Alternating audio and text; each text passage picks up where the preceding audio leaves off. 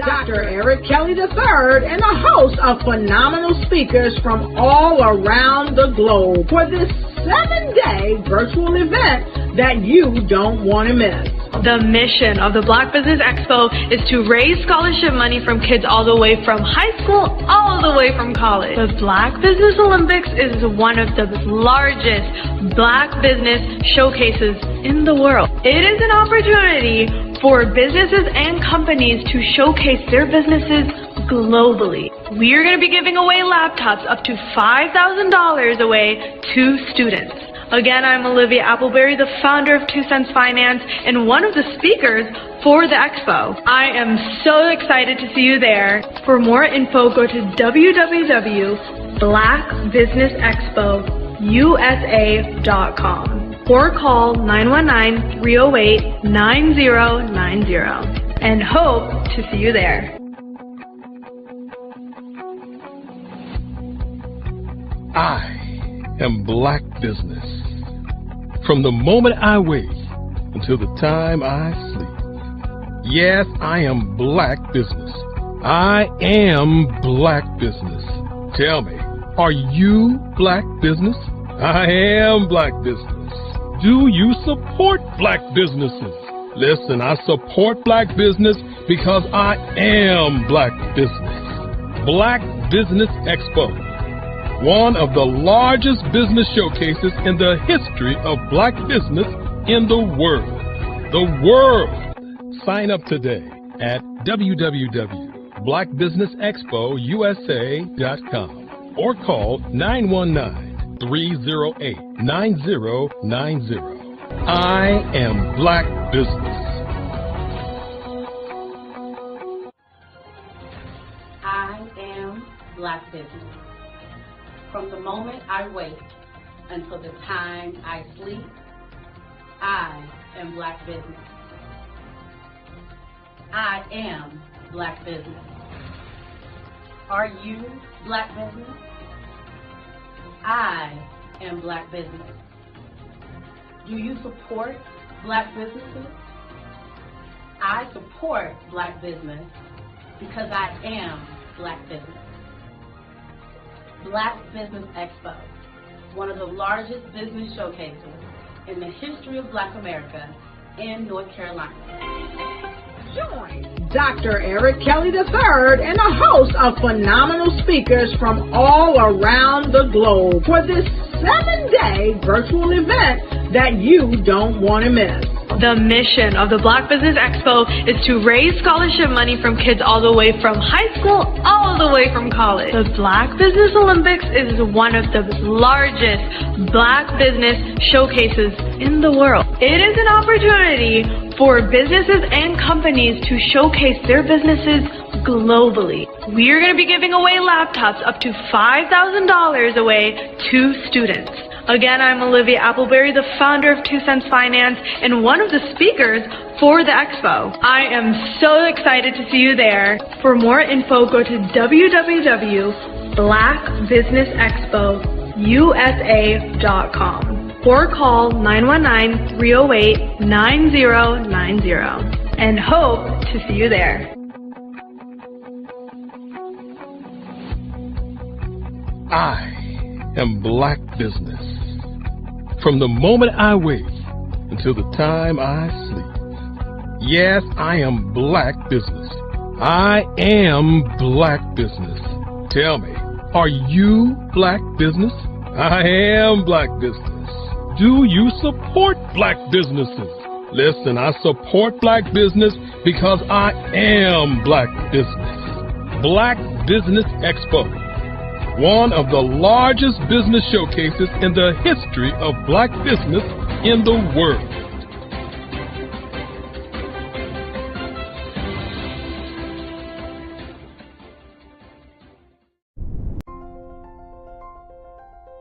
What if you could build your own city? A place where every child can find nurturing people to help them achieve their full potential. A place where every adult can access job training support. Where health education is abundant. Where social justice ruled the land. A place without limitations. Welcome You have arrived at STEM City USA. It is what every city should be. A safe and trusted community where you find people and resources to help you become everything you are and beyond. STEM City is unlike anything you have ever experienced. It is a digital twin of the world around you, only better. STEM City is about energy and soul renewal. It is more than a digital world. You can almost feel the power of live cultural events, music, and theater. STEM City promises a better future for children with caring mentors and hands-on activities with dedicated tutors to support our youth. STEM City is your passport to a healthy lifestyle with weekly events addressing our community's many issues. STEM City is your financial well-being with helpful information on wealth management, career advancement, job training, and so much more. STEM City is the community you deserve. It is the city where your dreams can come true. STEM City USA, a place in the sky that is accessible to all who reach for the stars.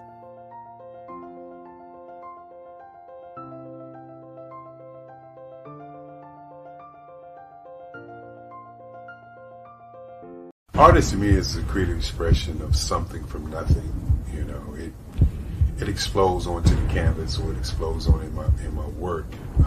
One of the things that I try to do more than anything is I try to just give the lines and the movements and emotions and expressions into what I do.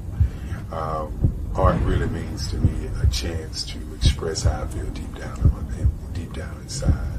Most of my art begins as a thought that I might have, you know, whether it's sports, whether it's history, whether it's a woman or a man. It pretty much starts as an idea of thought before I get into the actual image of what I'm going to draw. I do a lot of historical pieces. I was a history minor in college, and I love to do history pieces. And a lot of times I'm thinking about history, and then I try to make that history impact you as you look at it. That's one of the reasons I do pictures so large. People ask me, why do I do pictures so big? And I tell them, I want the piece to impact them as they're looking at it. To kind of dominate them, dominate their space. And most of my pieces I try to do off page. I don't try to do anything that's going to be in those four corners or in a square. And I want your imagination to be a part of the piece that you're looking at.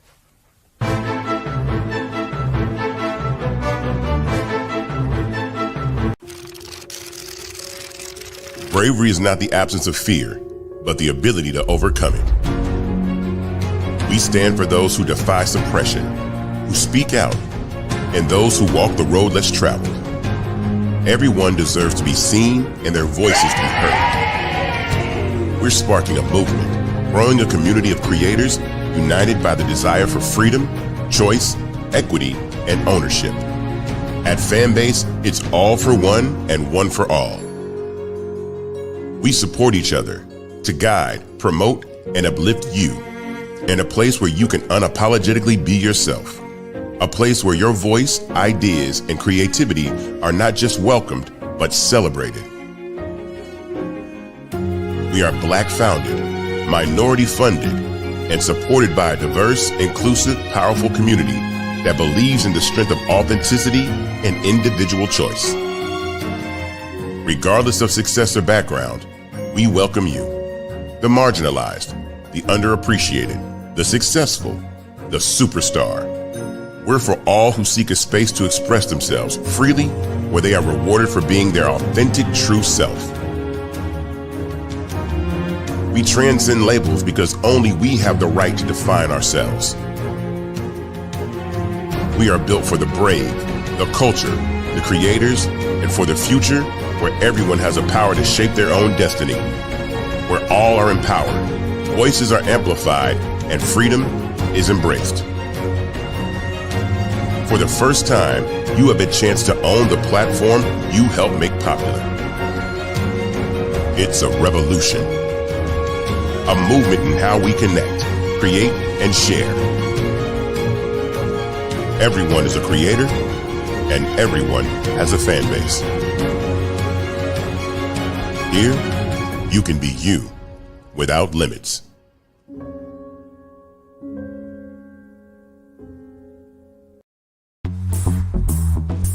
Attention all entrepreneurs and companies. Are you looking for reliable and efficient virtual assistants and back office support to help you manage your business tasks? Look no further than Superwoman Business Services. Our team of virtual assistants provides a full range of administrative support services, including operations management, social media marketing, and much more. We also offer website design services to help you create a professional online presence that reflects your unique brand. In addition to administrative support and website design, we offer business development and structuring services to help you grow your business and achieve your goals. We'll work closely with you to identify areas of improvement and develop a customized plan to help you reach your full potential. At Superwoman Business Services, we understand that running a business can be overwhelming and time-consuming. That's why we're here to help you fly high and achieve success. Our virtual assistants are highly skilled, experienced, and dedicated to providing you with the support you need to thrive. Come fly with us and take your business to new heights. Let us help you become the superhero entrepreneur you are meant to be.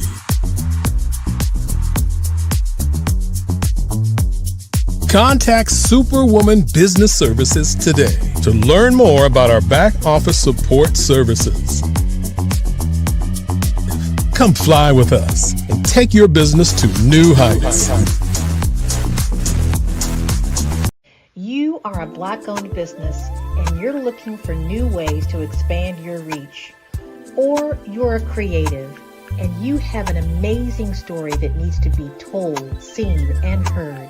Well, at Fairview Night TV, we're streaming the diverse and authentic narratives of Black American culture. At Fairview Night TV, you have access to product placement, feedback loops, promotional spotlights, and other ways to showcase your brand. And we have fans all around the world that can't wait to see what you're up to. So come to Fairview Night TV because we are showcasing the culture 24/7 with Black stories and Black storytellers. Subscribe to FairviewNightTV.com today. And for more information, email us at info@FairviewNightTV.com or call our hotline at 816-819-9939. Fairview Night TV, one of the largest platforms showcasing Black American content in the world. You are in the right place at the right time. The Black Business Network opens again for its Black Business Olympics, a 24/7 broadcast on business, strategies, global branding, social media marketing, finance, advertisement, and much, much more. Featuring the top, most powerful entrepreneurs and speakers and thought leaders from all around the world as they gather together for this phenomenal event. Join the Black Business Network streaming live into the metaverse, STEM City, USA, Black Multiverse, Pod TV, Roku, Hulu, iHeartRadio, Apple TV, YouTube, TikTok, Instagram, Google Podcasts, Facebook, LinkedIn, IBM TV, Spotify, and Twitch.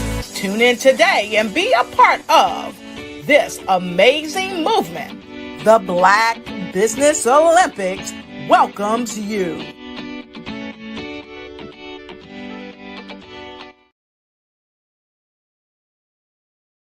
The Black Business Expo's mission is to raise funds for high school seniors going to college or K-12 entrepreneurs. This expo is a fundraiser for students. Please, you may go to www.blackbusinessexpousa.com to donate to the scholarship fund or use the Cash App at #BBXUSA. Our goal is to give laptops and up to $5,000 to 10 students. Students can register online at www.blackbusinessexpousa.com. Every dollar counts. Please donate to the Black Business Expo USA Scholarship Fund.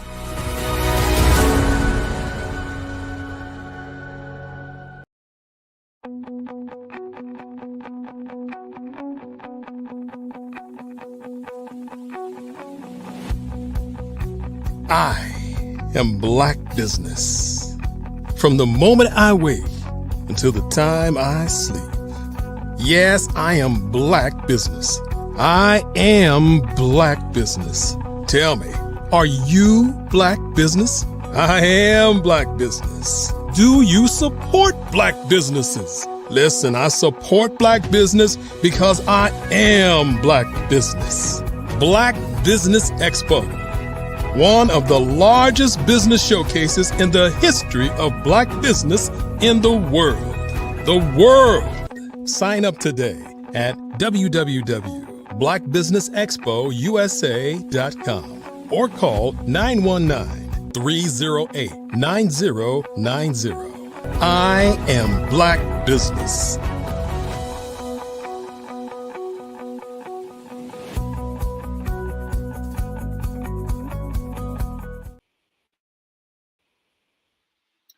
Good day, business owners, entrepreneurs, thought leaders, and corporations. Welcome to the Black Business Network. My name is Jika Johnson, and I am your business moderator for today's edition of the Black Business Network. The Black Business Network is a 24-hour business network showcasing Black businesses, business owners, entrepreneurs, and thought leaders worldwide. We have speakers from North Carolina, London, Singapore, Africa, and cities all over the United States. The Black Business Network is a global community sharing its business knowledge to empower, inspire, and educate businesses about businesses. This edition is showcasing a fireside chat with Bukeka Blakemore. Bukeka is the founder of Faith Unite TV, a streaming platform dedicated to amplifying Black stories, storytelling. Miss decades of entertainment experience as a songwriter, musician, and actor.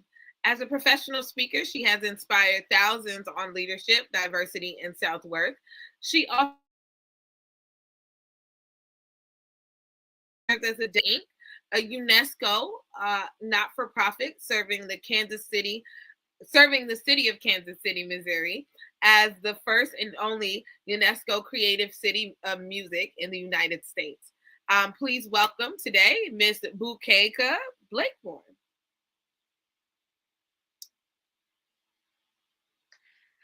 Hello, Janika. How are you? I am well. How are you today? I am grateful to be here, and thank you so much for that wonderful introduction. Appreciate that so much. No worries. Of course, we're glad to have you. Now, I'm super excited to hear a little bit more about Faith Unite TV. I think it's so important for us to really hone in and really understand the importance of storytelling, not only for our culture, but for our legacy, right? As a people, right? The heritage that we carry on, those traditions that we carry on. So if you could just share with us a little bit about what inspired you to launch Faith Unite TV, and tell us a little bit more about the core mission and how it differs from other mainstream media platforms. Absolutely. It's my pleasure. It's a great story because it's one of those family business enterprises that came together because of the challenges that many, what we now call content creators, but at the beginning of this opening of Faith Unite, we focused on artists. As you mentioned in the description, I am a singer, songwriter, and recording artist and motivational speaker. And the industry of music is one that is quite complex. And there are so many creative musicians and artists that set their sights for experiences that include mass audiences and global sales. And for some people, that's just a challenge because it's such a saturated industry and because there are tiers in the industry that are put in place for various levels of success. So, in the beginning stages of Fave Unite, we actually were considering a social media platform. And I mentioned that this was a family concept between my husband and my son and I. We know that artists rely on fans, they rely on individuals that are going to come and see them perform, pay for them, or pay to see individuals be on stage or listen to their music on various platforms. And so we know that it's important to engage the fans for the artist.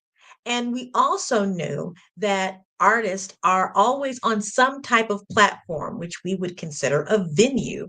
So my son and I and my husband, we started thinking about fans, artists, and venues, which is how the term fave came to be.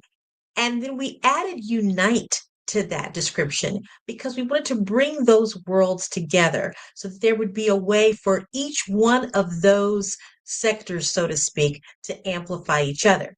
Now, as we know, that over the well, pretty much through the history of Black America, there has been the attempt, desire, or skew to diminish the voices, diminish the talent and the stories of those towns.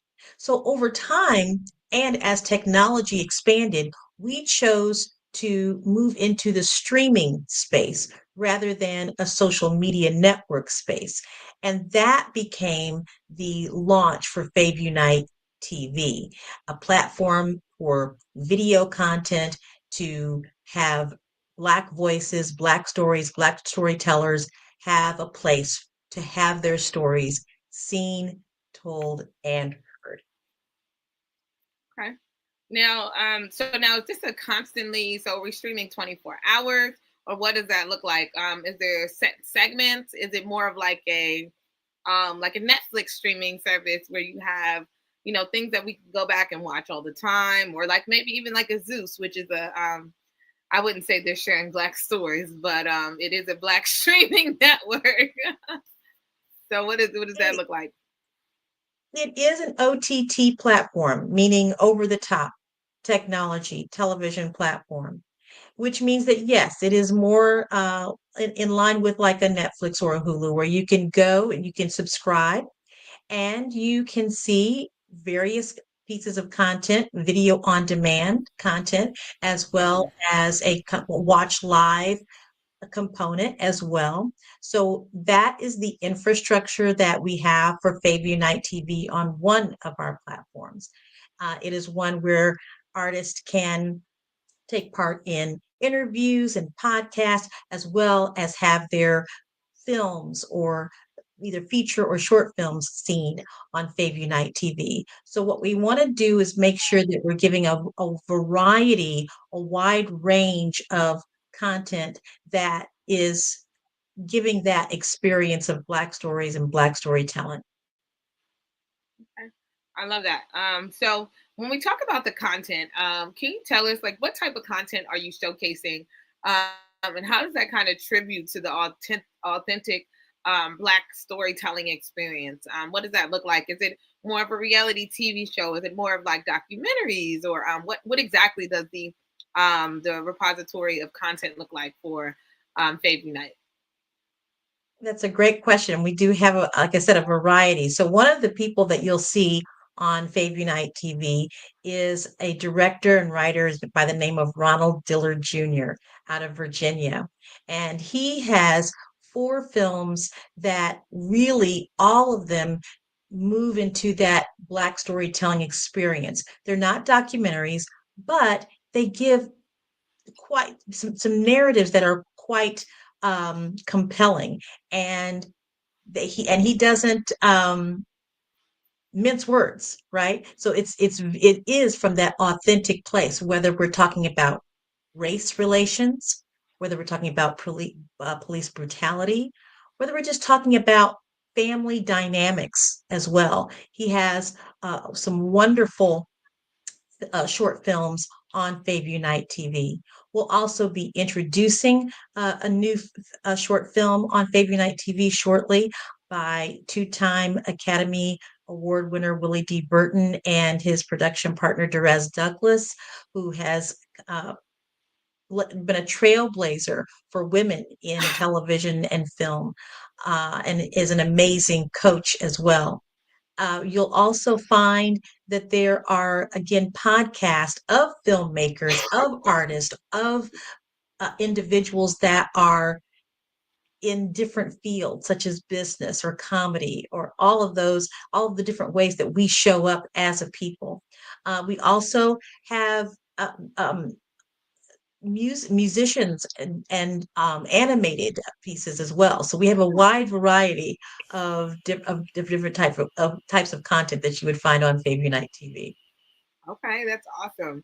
Now, stepping into the entertainment space, advertising and marketing becomes a very big part of that. What does that kind of look like in terms of creating a platform, locally and globally for Black businesses to be showcased? What does that look like for Fave Unite in terms of the recruitment of global speakers across the network to create different stories, but also to promote Black businesses as you go? Is that a focus that you guys have in terms of advertising, or is it the goal to just really kind of get the advertisement coming in until you can create that space to really be specific about the advertisements you have? Well, there's lots of different ways that advertising can take place in this kind of space, right? You can have what we call ad injection, and that actually comes from the various um, advertisers that are wanting to connect with your type of audience, right? And then you also have sponsors, such as what you were mentioning. So you can have entrepreneurs who want to advertise, have their stories told, how they got started, and advertise their business at the same time. In this space, you can also have product placement. So in various situations, you can have a product or a t-shirt or something of that nature that's kind of in the background, but also enables individuals to have their products seen in the space of an interview or in a logo that is placed in a video space. So yes, all of that, all of the ways in which people can are accustomed to advertising and showcasing their products and services can be done on Fave Unite TV.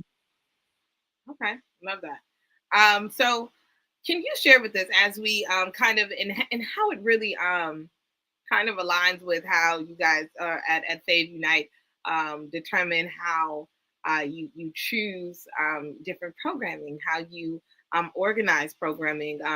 The motto at Fave Unite is "When fans rule, everyone wins." So, what does that look like? What as a fan or as a consumer, as a watcher, as a viewer, what does that look like for me? Like, what does that look like in terms of how my opinion is influencing the actual programming that can be accessed on Fave Unite TV?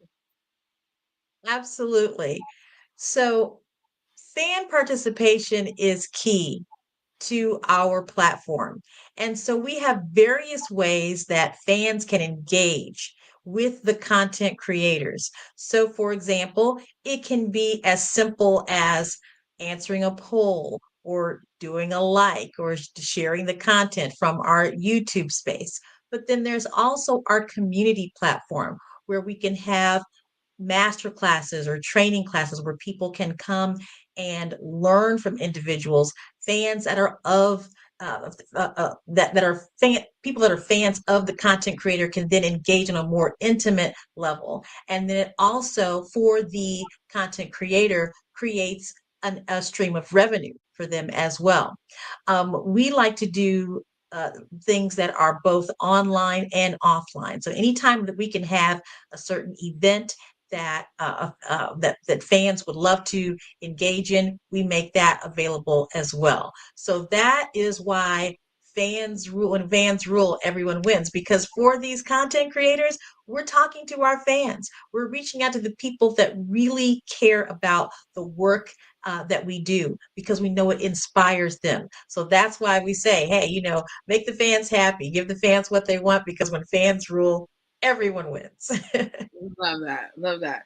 Now, as you continue to grow Faith Unite, if you can share with maybe some other business owners who are maybe looking into stepping into a space of just more, marketing or a platform where they can share their stories, not only about their businesses, but even the products or services that they offer, right? What has been some challenges that you have encountered as you're continuing to grow the platform? But also, what is some advice that you would give to individuals that are looking to maybe step into a space onto your platform, or interested in, providing with additional content for your viewers for the platform? So what are some challenges that you've experienced in building up that, the content for Faith Unite TV, and then what's some advice you would give to individuals that's looking to become a part of your portfolio or interested in doing that? Beautiful questions. And I'm excited to answer this one because it's important on many different levels. One, let's talk about the challenge. The first challenge that we had, which I shared earlier, is that we had this design of having a social media network. And all of that we're talking about, from whether it's a social media network, whether it's a streaming platform, whatever it is, we our world robustly moved into new technologies, right? So what we had to do was decide if we're going to focus on the technology or the content, or what we were wanting to present. And so initially we said, let's focus on the content while we navigate the ever-changing landscape of technology. So we used existing social media platforms to gain viewers, or those that are interested, fans. And so as technology changed, then we began to adopt with that technology, bringing in our focus, our mission, our vision into a new technology space. And then we had to navigate through that technology space. So it took some time to really hone in and master that technology space.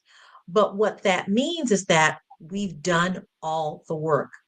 Yeah. The infrastructure is there. We made the investment, we created the infrastructure, so that now when people say, well, I want to be on a streaming platform, but I don't have all the resources. I don't have the financial resources necessarily to invest in something like that. So now we have that for you. And anything that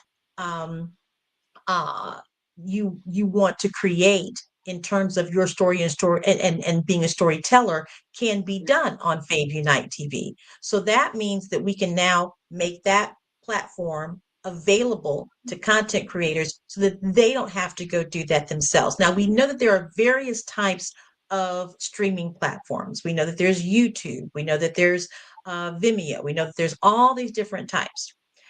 What we offer in those same spaces and beyond, because we're on Roku, we're on Amazon Fire Stick and Android, all of those things, right?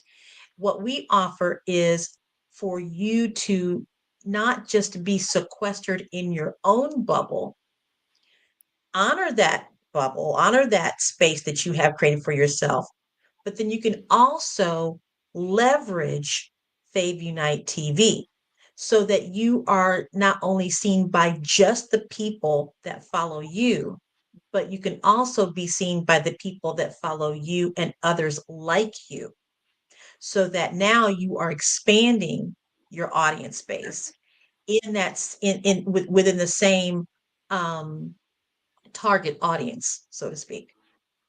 Got you. That's okay.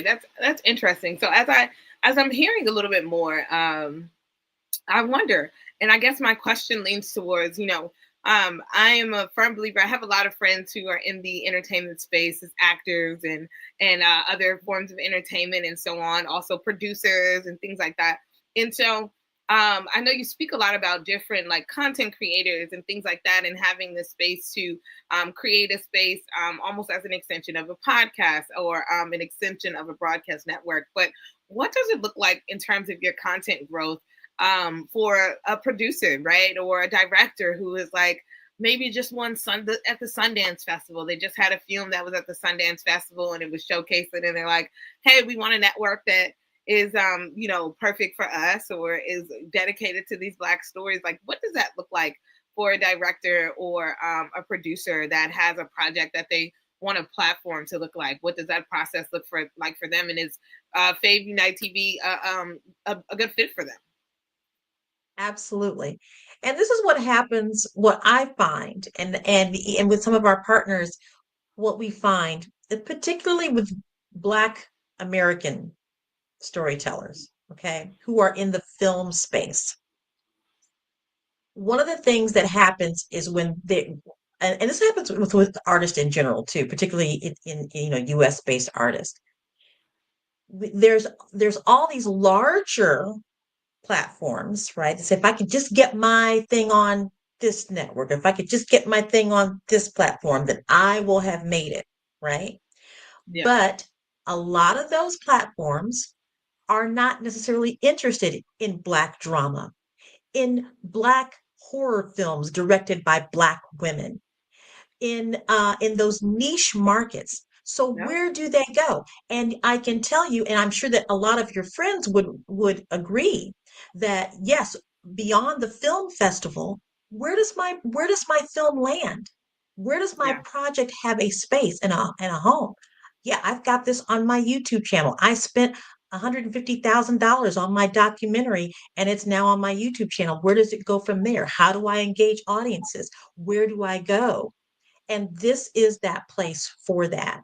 And so I'm really glad you asked that question, because having because content development is a very it's an ongoing process for us. Yeah. Not only are we marketing for the advertising and sponsorships, but we're marketing for the content creators to come to Faith Unite TV and place your beautiful work that you spent thousands, possibly hundreds of thousands of dollars on, and not necessarily getting it on the platforms that you're accustomed to seeing, because that platform is not looking for you. We're looking for you.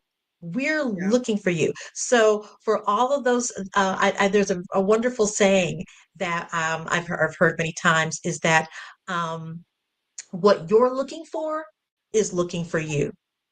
What you're looking for is looking for you. So for all of your friends that are asking, this is what I'm looking for. Well, guess what? Fave Unite TV is looking for you. I love that. I love that.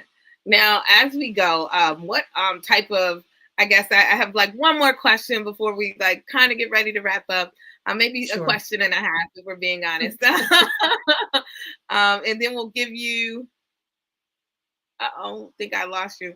But when you hop back in, I think Fave Unite, guys, is really, as we wait for Miss Blakemore, Boo Kicker, as we wait for her to hop back on with us.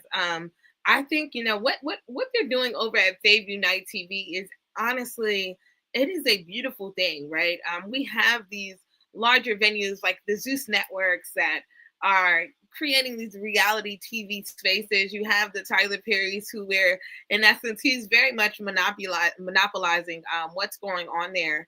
And so while we do have that, I think it's so important for us to find our spaces that can really truly tell the stories that are maybe not always told or are maybe shunned down, that don't always focus on trauma, but can really focus on just like an in-depth understanding of Black stories. And so I was just saying, as we explore there's not many Black platforms, right? Black streaming networks. And when you have some of the other ones, you have some that are strictly, appealing to reality TV, which in some cases, they present us in a light where it's like, okay, guys, like, are we going to give them this stereotype to hold on to forever or not? Like, you know what I mean?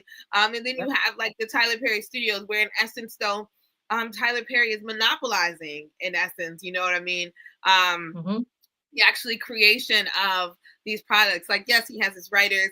I have some friends who work for Tyler Perry Studios, but in essence, like, you're not going to get many TV shows or many movies that doesn't have Tyler Perry's name right there, where he's like the Diddy of, production. And so I was telling them that it's so important to have spaces like Fave TV where, you're creating that exposure. You're creating this place where it's almost for us, by us. You know what I mean? Exactly. It really is this opportunity to really create stories and present our likeness in ways that are not common and stereotypical. So we love that. So I guess with that, my last two questions, I'll throw it at you. I think we're coming up on our 15-minute mark, so I'll throw the last two questions at you. Well, actually, I'll throw one and then we'll wrap up after that. So my last question is kind of, I think the bigger thing for me is to ask right now is what does it look like in terms of growth for Fave Unite TV, in terms of continuing to shape how we show up and kind of putting yourself in the forefront where, we're hearing about it more, right? Because I mean, you just shared that you're on Roku and Fire Stick, and I'm like writing it down because I'm like, I got Roku, like what's going on? So what does that look like for just kind of creating that continuous conversation and talk and kind of pushing Fave Unite TV a little bit forward and into the streamlight in a continuous manner over the next couple of years? Absolutely. Thank you so much. So, what we're wanting to have our audiences see on Fave Unite TV is that true storytelling essence. So that, yes, we have different types of Black Black media platforms, and that is absolutely wonderful. And some of them kind of show a more nostalgic aspect of the Black experience, and then others are showing a more stereotypical or a blend. What we're focusing on are the narratives, are things that are going to help change the narrative, things that are going to necessarily help people understand who we are as a people. Yes, but also so that the people that are watching who are fans of Black narratives can see things that are unlike what they've seen before. So, as I mentioned, we have Ronald Dillard Jr., who has some compelling short films. We have some that are going to be coming our way from Oscar winning individuals as well. Yes, and we want those stories to be a reflection of our experience as a people, as we define them, and not as it has been defined for us. Yes, and I think that's such the bigger part of this is like, how do we redefine how we're seen? I speak of movies like my niece is very young, but recently I told her, we started to watch more Spike Lee movies. So like one of her favorite movies is Crooklyn, and people will say, "Oh, she's too young to be watching Crooklyn." I'm like, she loves Crooklyn, and honestly, it's a good thing. But even kids are getting into these spaces where I don't remember being a 10-year-old worried about what 10-year-olds are worried about today. Yeah. And so we sat down to watch Spike Lee's movie, Do the Right Thing, and it was a good conversation talk for her because I'm like, this is how they define us. This is what Spike Lee did with this movie, is he created a space to show that we can exist together, and that how people tell us we need to show up is not necessarily how we need to show up and how we are obligated to show up. So I mean, I definitely love that. So before we actually wrap up, we're going to finish up at the about 5 minutes till. So in terms of, I guess, the community work, and we'll wrap up on this question, what type of work is Fave Unite TV doing in terms of awareness or student empowerment? Like, are there scholarships that kids can be a part of, or intern? Do you have internships, and how can parents find that? And what does that look like in terms of collaborations with some of our schools, our HBCUs and such, to really put our kids and our teenagers and our young adults in a place to really create and define what their future looks like if the film production and just entertainment across the board is an industry that they are interested in being in? Wonderful question. In fact, I just last summer, I guess not just now that we're into 2025, right? It's all just melting together. But had a chance to work with some amazing students. I live in the Kansas City area, and I had a chance to work with some amazing students last year in a film and music workshop. And so offered to those students the opportunity to bring their projects to Fave Unite TV. And these are students that are between the ages of 18 to 25. So we absolutely have that door open for those that just want to kind of do a test run and of their skills and abilities at that young age. And as a matter of fact, the project that we're going to be bringing on shortly is connected to an HBCU. So we want other schools to be able to see this is the type of space that our film projects that we're creating at our university film schools can have a place for those projects to show up as well. So yes, we do invite the young creative minds to Fave Unite TV and have started that process of opening those doors about a year ago. So we're starting to see those things come to fruition. Okay. And then so UNESCO, and I'm probably saying this wrong. I worked for a company called Unico, so I'm probably running it in there. Just for people who are unaware and not very familiar with it, can you share with them exactly what that's about in terms of how you guys show up in the not-for-profit space? Simply because it is a big thing to be the only one that's here in the United States, right? As this is a international, organization. So if you could just share a little bit more with our viewers what that is and what that means for them, I think that's an awesome opportunity for us to learn, especially in that entertainment space. Absolutely. So one of the wonderful not-for-profits here in Kansas City is Creative City KC. Creative City KC is what we call the focal point for the UNESCO Creative City of Music and in the United States. And yes, Kansas City is the only UNESCO Creative City of Music in the United States. And so Creative City KC, you'll find on Fave Unite TV, showing some of the wonderful projects that organization has developed here in Kansas City. UNESCO stands for United Nations Educational, Scientific, Cultural Organization. So it is a part of the UN and was established at the same time the UN was established back in 1945 in order to bring peace in the world. So the Creative Cities Network was started by UNESCO in 2004.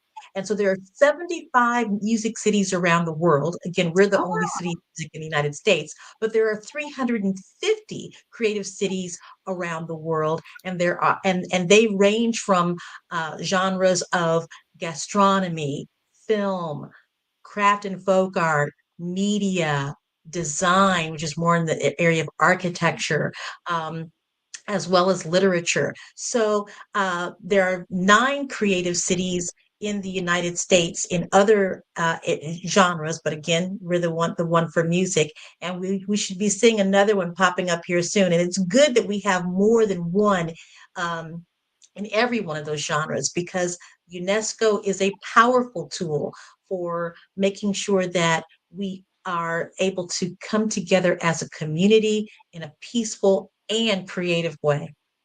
I love that. I love that. That is actually amazing. Now, as we and I love that, because that's what I was going to ask you. So you're the only creative city of music with UNESCO. So love that. But there are 9 other creative cities that exist in these other spaces of, in essence, STEM and culture. I love that. Yes, exactly. That's actually amazing. That's actually amazing. A little extra round of applause for you on that one, right? Like, so with that, we're coming up on our 5-minute mark. So I think we could use this opportunity, if you will, to just really share with everybody how it is that they can stream Fave Unite TV. So I know you mentioned one, but if you can give us a list of how we can access you. Is there an app to access you? What are the apps can we access you from? The YouTube, but how do we find you so that we make sure that you're added into our annual subscriptions or monthly subscriptions as well? Absolutely. Well, again, FAVE stands for Fans, Artists, and Venues. It's FAVUNITE. We have FAVE Unite TV, which is on an internet TV network platform. We have our apps through that platform on Roku, Amazon Fire Stick, and Android TV. We are also on YouTube. So some of the content that you would see on the internet TV side is also on our YouTube site. But of course, there we can create shorts and all of the fun things that you can do in a YouTube space. We recently also became radio, FM digital radio based. So we have Fave Unite FM, and I can make sure that all of your listeners know how to get in to us through Fave Unite FM by going to our website, FaveUniteTV.com. So if you go to FaveUniteTV.com, you'll be able to see all of the platforms, to find all of the platforms where Fave Unite lives. One of the other places is that we have faveunite.com, which is our community page. That's where you can learn a little bit more about the artists, learn a little bit more about the venues and sponsors, and have a place where people can come and do online live events with master classes and actually meet storytellers and have the opportunity to weigh in on their projects and things of that nature. So if you go to FaveUniteTV.com, you'll be able to see how to reach us on all of those platforms. If you are a content creator and you'd really like to reach out to us individually, you can go to info@FaveUniteTV.com. That's info@FaveUniteTV.com. Or you can feel free to call 816-819-9939. All right, that was awesome. Listen, I will be subscribing today. Don't worry, I need me a new fix. So if nothing else, you got one viewer, and I'm sharing. Awesome. So thank you so much, Bukeka Blakemore. And I don't know how people mess your name up. I know you told me earlier that they always say Blackmore. Maybe it's because you exude the essence of our people. I don't know. Yes, maybe that's what it is. But thank you guys. We were so excited to have you. This has been so fun. Thank you, Bukeka. And we look forward to having you. And we look forward to seeing so much more from Fave Unite TV. So thank you again for coming and sharing with us a little bit more about what you have to offer and what you're putting out in the world. So we appreciate you. Thank you so much. Appreciate you so much. Thank you. Thank you. All right. So remember, guys, genius is coming, and I will see you on the other side. All right. So the Black Business Expo is, so first of all, let's just thank Bukeka. And so just a little bit from our sponsors. The Black Business Expo's mission is to raise funds for high school seniors going to college or K-12 entrepreneurs. The expo is a fundraiser for students. You may go to www.blackbusinessexpousa.com to donate to the scholarship fund, or use Cash App that's on the screen. If it's not showing up below the screen, the Cash App is $BBXUSA. Our goal is to give laptops to up to $500 to 10 students. Students can register online at the www.blackbusinessexpousa.com. Every dollar counts, so we want to thank you all and remind you to donate to the scholarship fund. And we want to thank the Black Business Expo USA sponsors for all of their sponsorship and support. The NC100, Suede Soul, Carolina, Virginia Minority Supplier Development Council, Step Management, Marjorie McLean Foundation Incorporated, Geniuses Common, Executive Women Success Institute, the Quality Coaching Company, Superwoman Business Services, Creative Force Studios, Lee Entertainment, the Black Business Olympics, Artistic App Design, Banks Law Firm, and the Black Business Expo USA. Remember, Genius is coming, and I'll see you on the other side.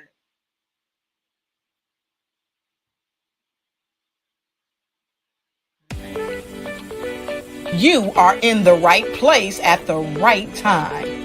The Black Business Network opens again for its Black Business Olympics, a 24/7 broadcast on business, strategies, global branding, social media marketing, finance, advertisement, and much, much more. Featuring the top, most powerful entrepreneurs and speakers and thought leaders from all around the world as they gather together for this phenomenal event. Join the Black Business Network streaming live into the metaverse, STEM City USA, Black Multiverse, Pod TV, Roku, Hulu, iHeartRadio, Apple TV, YouTube, TikTok, Instagram, Google Podcasts, Facebook, LinkedIn, IBM TV, Spotify, and Twitch. Tune in today and be a part of this amazing movement. The Black Business Olympics welcomes you.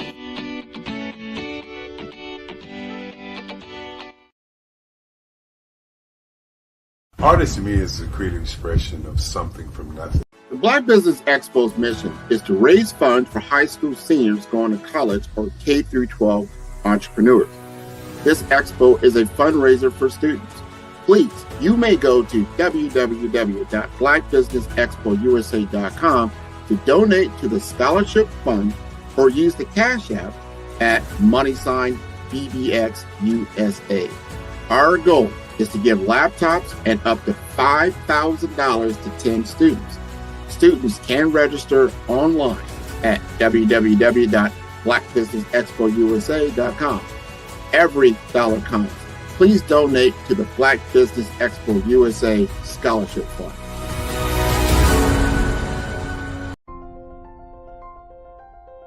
What if you could build your own city?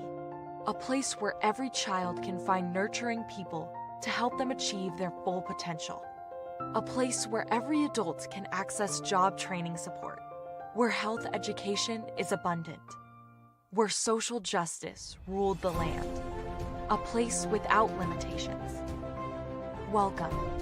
You have arrived at STEM City USA. It is what every city should be. A safe and trusted community where you find people and resources to help you become everything you are and beyond. STEM City is unlike anything you have ever experienced. It is a digital twin of the world around you, only better. STEM City is about energy and soul renewal. It is more than a digital world. You can almost feel the power of live cultural events, music, and theater. STEM City promises a better future for children with caring mentors and hands-on activities with dedicated tutors to support our youth. STEM City is your passport to a healthy lifestyle with weekly events addressing our community's many issues. STEM City is your financial well-being with helpful information on wealth management, career advancement, job training, and so much more. STEM City is the community you deserve. It is the city where your dreams can come true. STEM City USA, a place in the sky that is accessible to all who reach for the stars.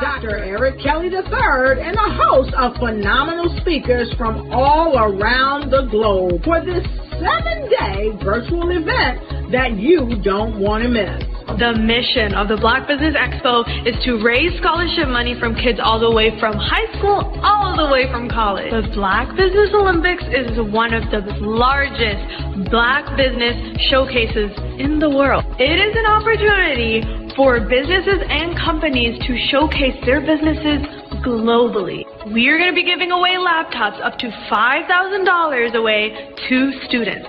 Again, I'm Olivia Appleberry, the founder of 2 Cents Finance and one of the speakers for the expo. I am so excited to see you there. For more info, go to www.blackbusinessexpousa.com or call 919-308-9090 and hope to see you there. I am Black Business. From the moment I wake until the time I sleep. Yes, I am Black Business. I am Black Business. Tell me, are you Black Business? I am Black Business. Do you support Black businesses? Listen, I support Black business because I am Black Business. Black Business Expo, one of the largest business showcases in the history of Black business in the world. The world! Sign up today at www.blackbusinessexpousa.com or call 919-308-9090. I am Black Business. I am Black Business. From the moment I wake until the time I sleep, I am Black Business. I am Black Business. Are you Black Business? I am Black Business. Do you support Black businesses? I support Black business because I am Black Business. Black Business Expo, one of the largest business showcases in the history of Black America in North Carolina. Join Dr. Eric Kelly III and a host of phenomenal speakers from all around the globe for this 7-day virtual event that you don't want to miss. The mission of the Black Business Expo is to raise scholarship money from kids all the way from high school, all the way from college. The Black Business Olympics is one of the largest Black business showcases in the world. It is an opportunity for businesses and companies to showcase their businesses globally. We are going to be giving away laptops up to $5,000 away to students. Again, I'm Olivia Appleberry, the founder of 2 Cents Finance and one of the speakers for the expo. I am so excited to see you there. For more info, go to www.blackbusinessexpousa.com or call 919-308-9090 and hope to see you there. I am Black Business. From the moment I wake until the time I sleep. Yes, I am Black Business. I am Black Business. Tell me, are you Black Business? Black Business Expo, one of the largest business showcases in the history of Black business in the world.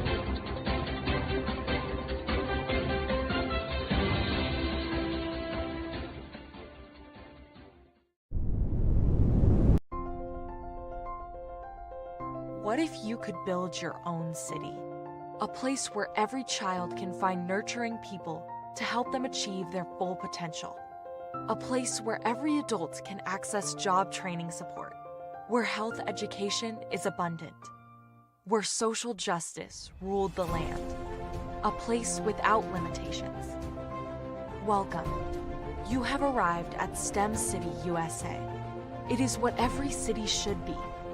A safe and trusted community where you find people and resources to help you become everything you are and beyond. STEM City is unlike anything you have ever experienced. It is a digital twin of the world around you, only better. STEM City is about energy and soul renewal. It is more than a digital world. You can almost feel the power of live cultural events, music, and theater. STEM City promises a better future for children with caring mentors and hands-on activities with dedicated tutors to support our youth. STEM City is your passport to a healthy lifestyle with weekly events addressing our community's many issues. STEM City is your financial well-being with helpful information on wealth management, career advancement, job training, and so much more. STEM City is the community you deserve. It is the city where your dreams can come true. STEM City USA, a place in the sky that is accessible to all who reach for the stars.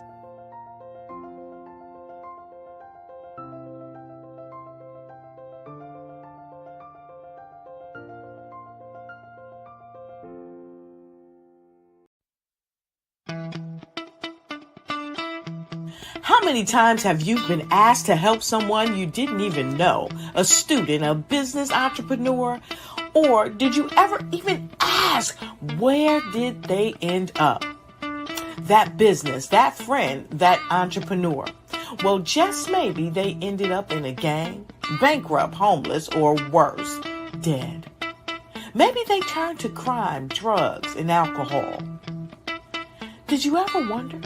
Did you destroy their dream, or was your life always so easy? At the Black Business Olympics, we started a movement to help students complete. Give them hope and foster success.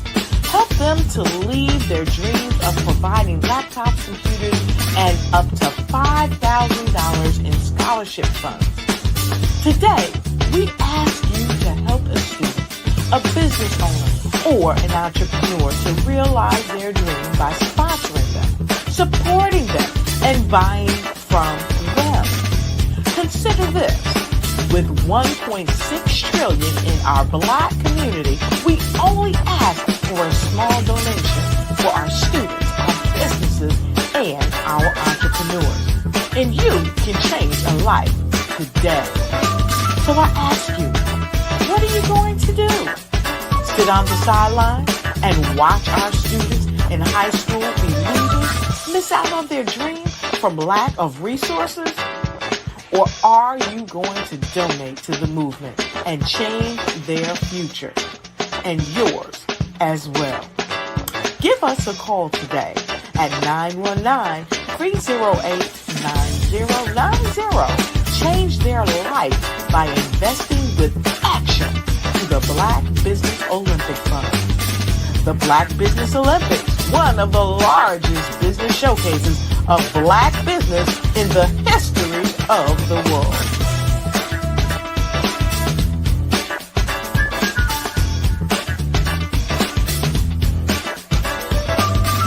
Over the past few years, we've seen the growth of existing and new initiatives focused on financial inclusion, building global networks, and reducing the wealth gap in response to the idea there's not enough seats at the table. Whether their outcomes are to increase the representation of Black executives on corporate boards, ensure an inclusive global economy, or to create new U.S. African commercial pathways, the strategies are often carried out by separate programs.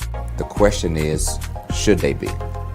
With the continent of Africa being home to more than half of the world's fastest growing economies, the youngest workforce, over 400 companies generating more than $1 billion annually, 700 generating more than $500 million annually that are poised for growth, and being the destination of nearly $5 billion in venture capital in 2021. Diversifying U.S. and Africa commercial engagement by building bridges between African businesses and their U.S. diaspora should begin being seen as mutually beneficial. From helping to reduce Africa's enormous capital gap to catalyzing two-way trade opportunities, the COVID-19 global pandemic hopefully has taught us that global challenges and opportunities are more interconnected than we thought. During the pandemic, African companies like Unicorn Flutterwave, insurance provider Reliance Health, ride-hailing app Yasir, and 54 gene, the continent's first bank of DNA on people of African descent, prove that when African companies have access to networks, capital, and information, they grow big, grow fast, and create solutions that are valuable to the world. This is why Be Direct was created. We are the first U.S.-based but African-centric board preparedness and board search company designed to connect U.S. Black talent and corporations to African businesses. Unique and fundamental to Be Direct's success is our process of helping board candidates adapt their experience and networks to an African context before they're connected to high-growth companies that are looking to locally and globally scale. From our focus groups with African business execs and government leaders, we don't ignore the sentiment that business is easy, but people are hard. Having a pool of board candidates with hard-to-access networks and extensive experience across the business life cycle, including successfully raising capital, is table stakes for an initiative like this. So yes, we have that. But corporate or entrepreneurial success in the U.S. does not guarantee success in Africa. Developed alongside industry partners on the continent, our training program, Be Direct Prep, is designed to transpose their experience to create cultural comfort, understanding, and a commitment to helping businesses in Africa scale. Our board governance sessions are African continental and country specific, integrated with cultural awareness and dexterity training, masterclasses led by African industry execs, and mentoring and coaching from African continental-based facilitators. But even more unique to Be Direct Prep, we cap off our training program with an immersion trip to help candidates that have not been to Africa before see and feel Africa's complexity and opportunity from African soil. We all know traditional network-based board placement has historically left a lot of us out of ever really being in the paid board pipeline.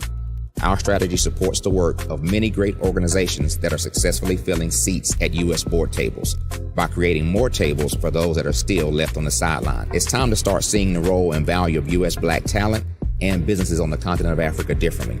Old perceptions and habits limit economic inclusion.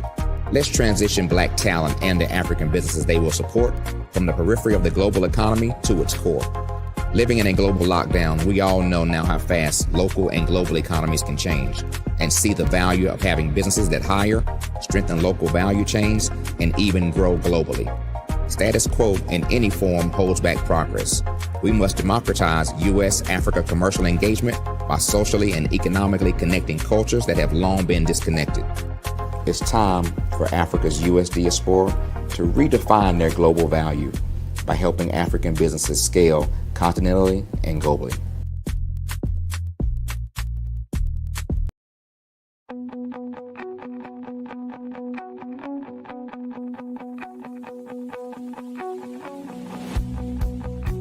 I am Black Business. From the moment I wake until the time I sleep. Yes, I am Black Business. I am Black Business. Tell me, are you Black Business? I am Black Business. Do you support Black businesses? Listen, I support Black business because I am Black Business. Black Business Expo, one of the largest business showcases in the history of Black business in the world. The world! Sign up today at www.blackbusinessexpousa.com or call 919-308-9090. I am Black Business.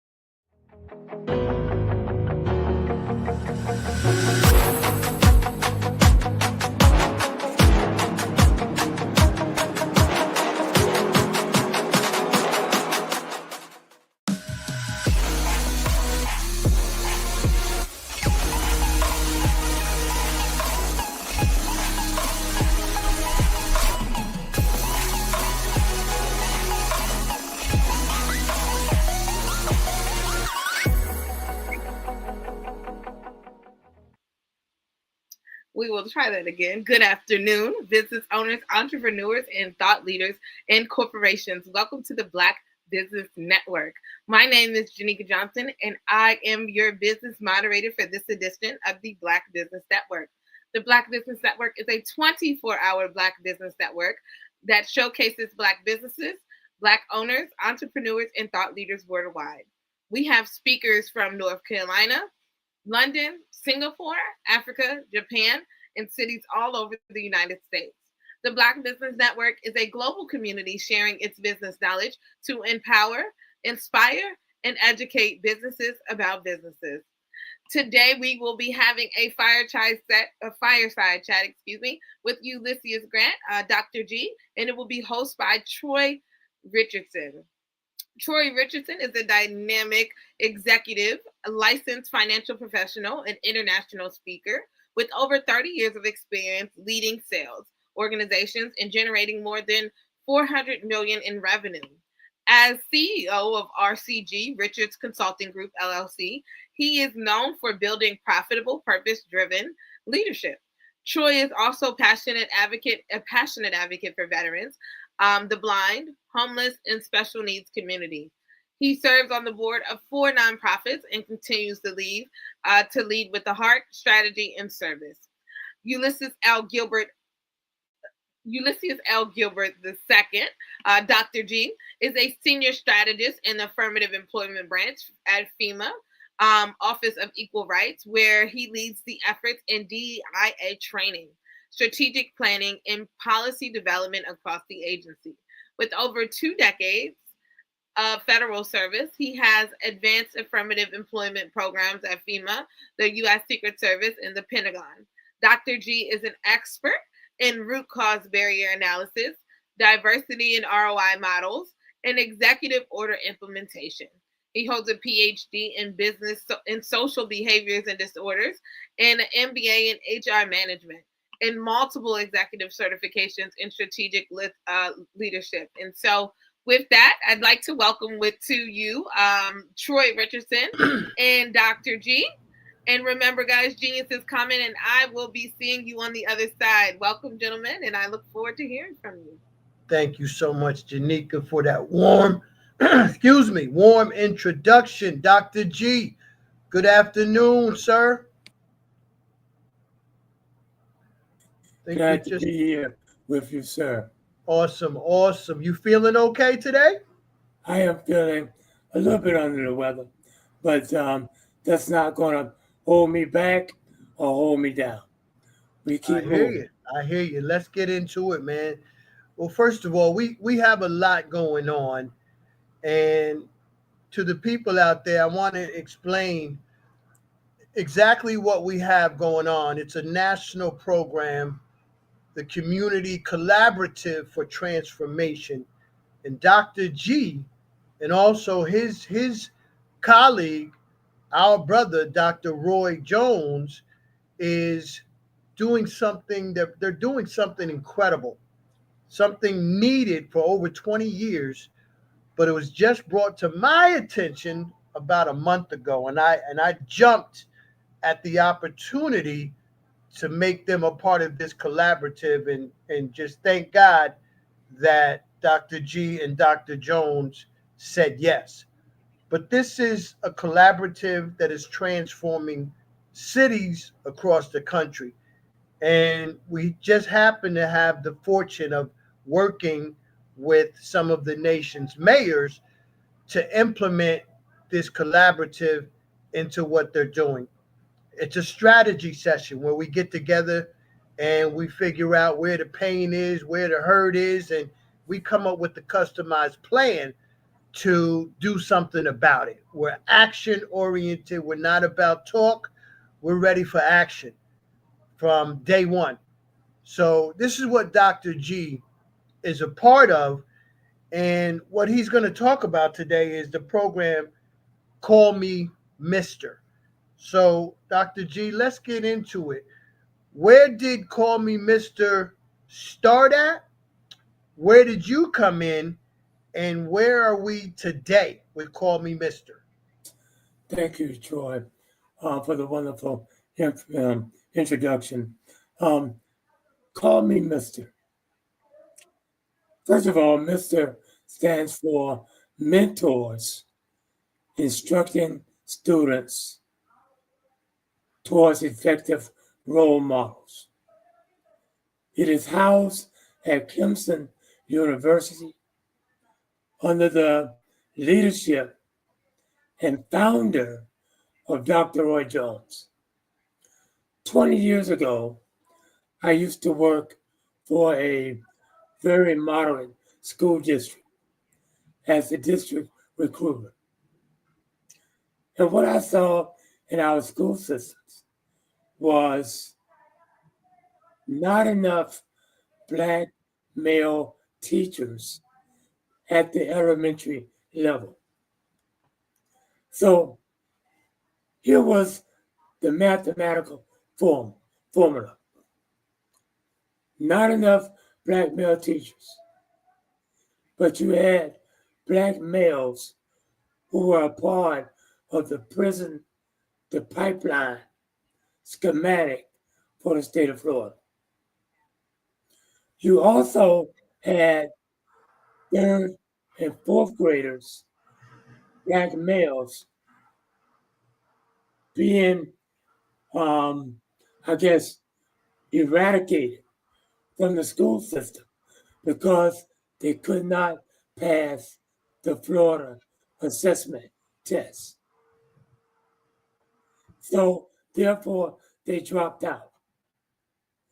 The research showed that if a young man had a African American mentor in the early years of his education and development, there was a 80 percentile chance that he could make it to the middle and high school level. So based upon that research, I thought to call me Mr. Program Out. I traveled to Clemson University. I spent time with Dr. Roy Jones, and the model that he came up with is, I just can't say enough about it. Let me describe it to you. He takes young men from impoverished neighborhoods,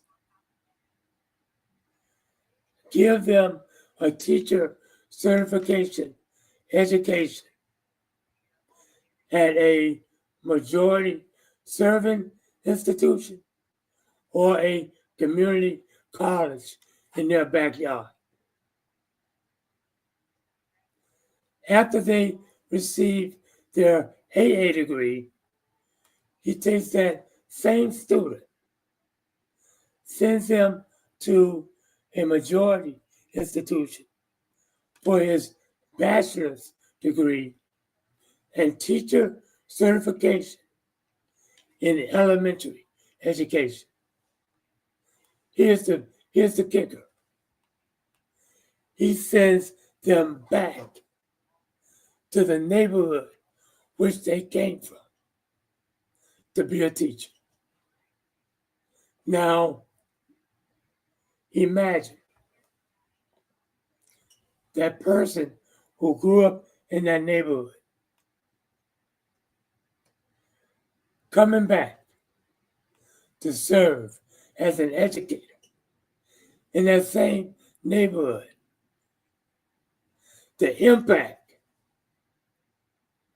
that has not only in the classroom, but in a community.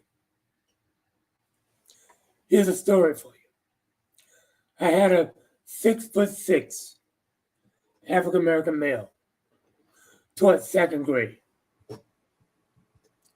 I recruited that person from North Carolina A&T. Was not in the Call Me Mr. program. I just want to show you the stereotypes that a Black male faces. I brought that young man back to Marion County, Florida, which is Ocala, Florida. I put that young man in a elementary school, high performing. At first, that young man was getting a lot of stereotypes. The white family did not want Penelope being greeted the first day of school by a 6'6" African American male with dreads. He was my first recruit. I recruited with dreads, which I'm from that particular time. It was a small rural county. So you can imagine the stereotypes for African American male. Mm-hmm. So families were just enrolling their kids out of the classroom once they found out the first day of school who this guy was. By the second week of school,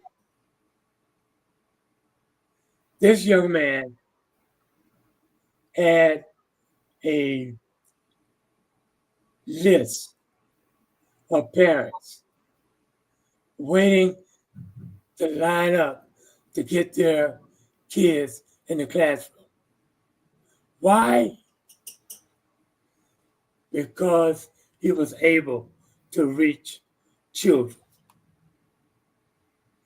By his mere presence, the kids thought he was a father figure. By his identification of growing up in an impoverished neighborhood, he could resonate with the worst. By his upbringing through academic prowess, he could resonate with the best. That gentleman later won Teacher of the Year in that county. That was my test case for bringing Call Me Mister into that venue. After it was all over with, I had recruited, educated, put 75 young African American men through the Florida program. 4 of them are now principals. 1 of them is a superintendent. But Dr. Jones' creation and implementation of this program goes to now about 20 states, I do believe. And I think he has reached about 1,000 misters all over the country. Our young men are now graduating from elementary school, passing the reading assessment, going to middle school, and graduating from high school. That's the key. Mm-hmm. Defying and eliminating from their careers the prison, the pipeline schematic that a lot of states have for our African American males, young black males. So the model works. And I was talking to Mr. Richardson. That's what I was trying to expound on. Mm-hmm. Well, I can tell you our community. Well, Dr. G, I'm going to tell you, excuse me. You said 75 that you put through in Florida, 4 principals, 1 superintendent. Those numbers are phenomenal. Now, I read somewhere that the overall graduation rate for the program is 99%, 99%. but 100% of those graduates have remained in the education system. Is that accurate? Sir, that is accurate. Not only is that accurate, Dr. Jones and I tried to beg a lot of them to be principals. They don't want to be principals. They want to stay in the classroom and make an impact. So that's where a lot of them are now, Troy, in the classroom. They have no desire to become a principal or a superintendent because they feel their presence is needed, Yeah. hands-on. Yeah. And that's where we are in alignment, right? Because the collaborative, we know that our presence is hands-on, and the impact that we're having is just beyond belief. Most recently, communicating with the city of Selma, we're about to transform Selma and other cities as well.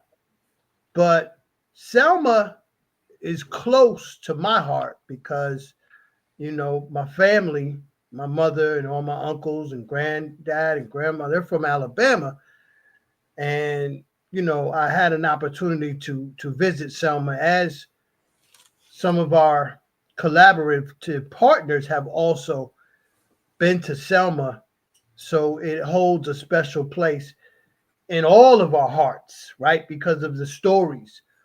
But to know that we're going to be a part of the new Selma, the transformed Selma, with the Call Me Mister, with the community food resources we're going to bring down there. And we could touch on the agriculture in a little while, because as you enlighten me, number one business opportunity out there, career.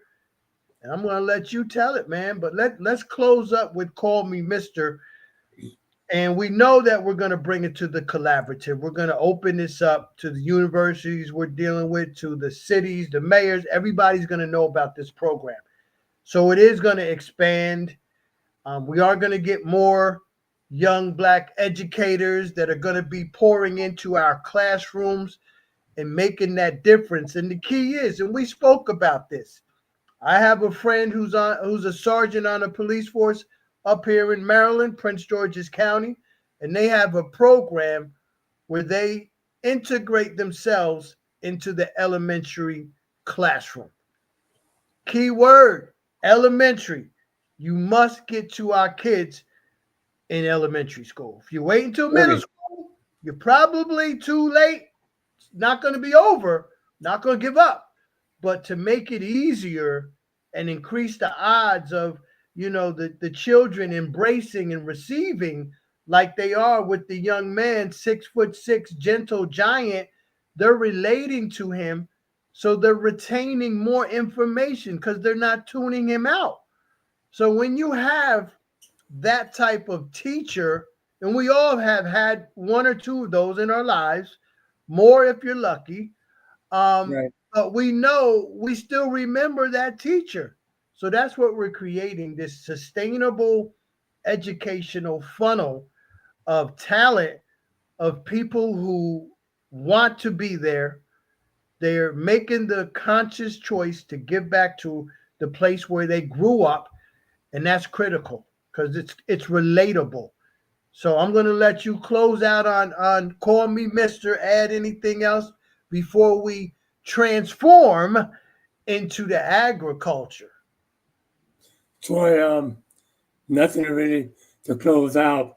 I think you said a lot in terms of speaking to those black mayors and where they can at a HBCU or a minority serving institution. Contact Dr. Roy Jones. Get that program in your community. Stand back and watch these gentlemen work. That's what I had the pleasure of doing. It changed my whole life in terms how I look at things in our community. And here's another caveat. Most scholarship programs has a 2.5 GPA. You must maintain a 2.5 GPA. Call Me Mr. program, you must maintain a 3.0 GPA. Guess what? 99% did it. So don't tell me we have to lower the standard Yeah.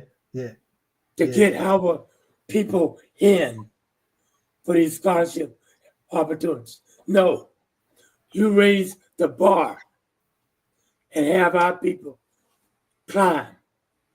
Guess what? Because they can.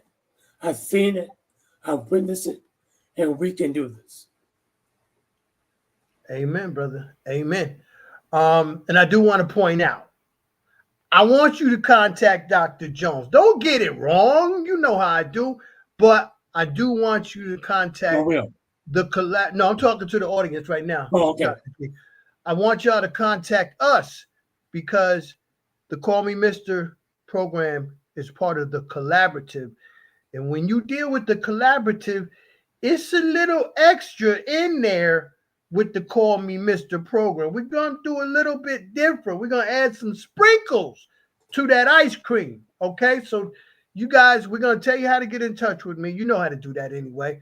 But let's talk about agriculture, which is another big part of what we're bringing to the cities across the country, is the Sustainable Communities Network with Dr. Jim Embry and what he's doing, helping our people become their own food source at an extremely high and technical level.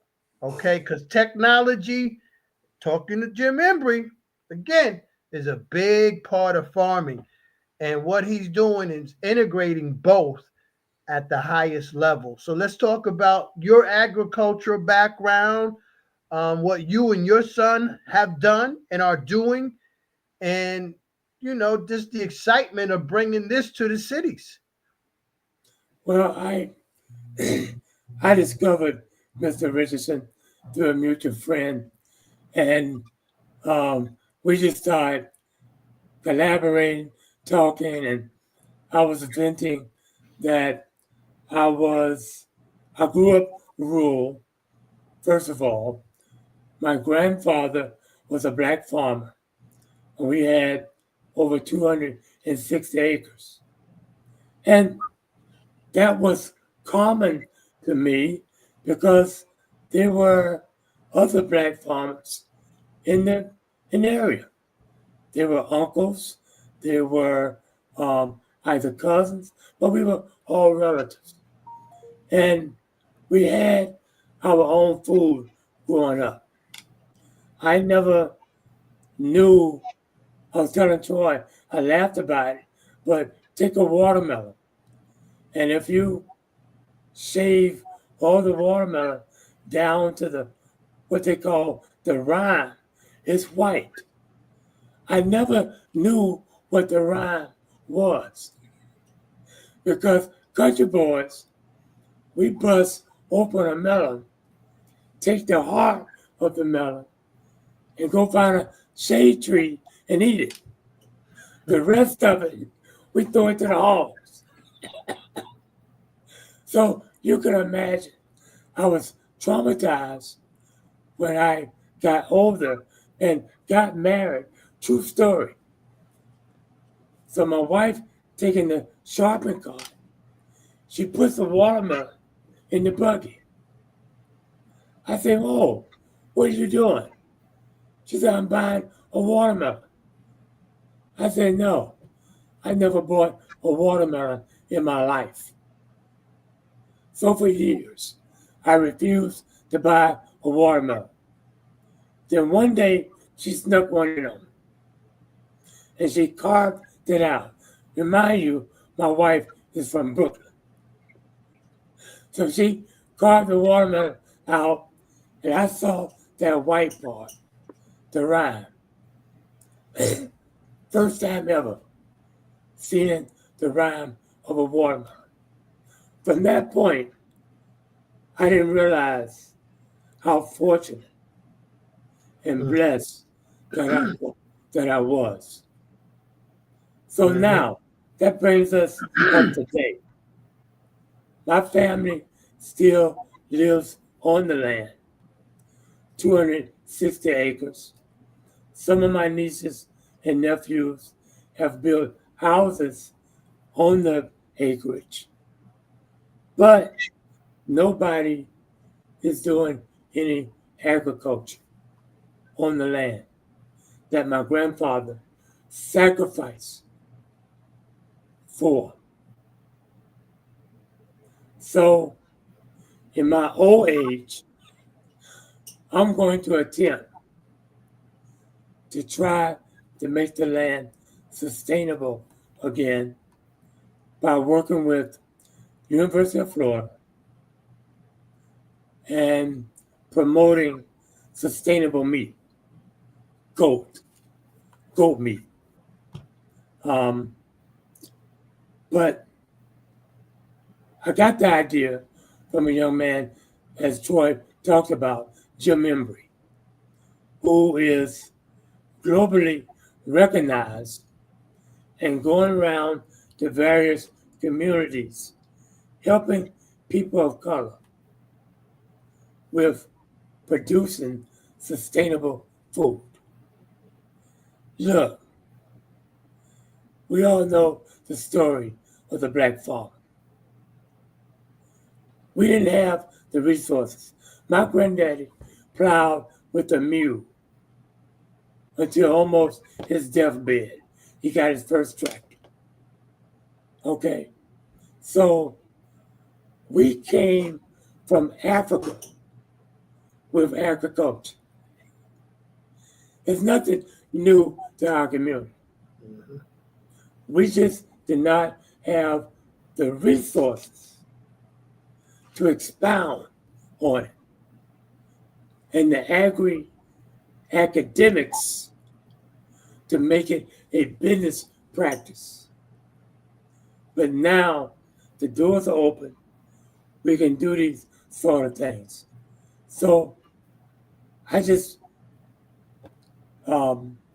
shared that with Troy, hoping it could make his list in some way. And here we are. Because now, you see, it's a problem. We're paying $10 for eggs, where I used to go reach under the chicken and get them while they were hot. While I'm traveling back to the house, I'm flipping them so they wouldn't burn my hands. Okay, so Troy, I'm humbled, brother. I'm humbled that you would want to talk about this today, which is just turned out to be a personal passion of mine. So I thank you. You're definitely more than welcome, man. But I'm grateful for you. But you just talked about getting an egg from underneath the chicken or the hen. Is it the hen? The hen. That's okay. correct. You see, y'all. You see the hen. You said the eggs. You had to flip them because they was too hot. Right. Come on now. Come on Yes. now. That's how I grew up, Troy. Come on now. My grandmother would say, boy, go to the smokehouse and give me some bacon. So we had it smoking in the smokehouse. So as I'm carving it, on the way back to the house, I'm eating something. Okay? But I mean, we had to get the key from my grandmother, because if that thing was open, man, we'll be eating ham and bacon all day, us cousins and the kids. But that's how we grew up. We had our own meat. We had our own milk, had our own eggs, had our own fruits and vegetables. And guess what? My grandfather never sold anything. He would get what he wanted and turn it over to the community. I remember you telling me the story about how the community, they did 33 hogs and everybody ate. Can you elaborate on that story for us? Yes, sir. In the community, like I said, come from a family of black farmers. Every November, when it turned bitter cold in Florida, as cold as Florida can get, okay, we would kill about 33 hogs. Everybody had a job. Everybody had a job. The men would kill the hogs, butcher the meat. While the men did that, the mothers, we call the mothers, they would make the casings for the sausage and stir up and season the sausage. The children would take the fat in a big vat, and we would make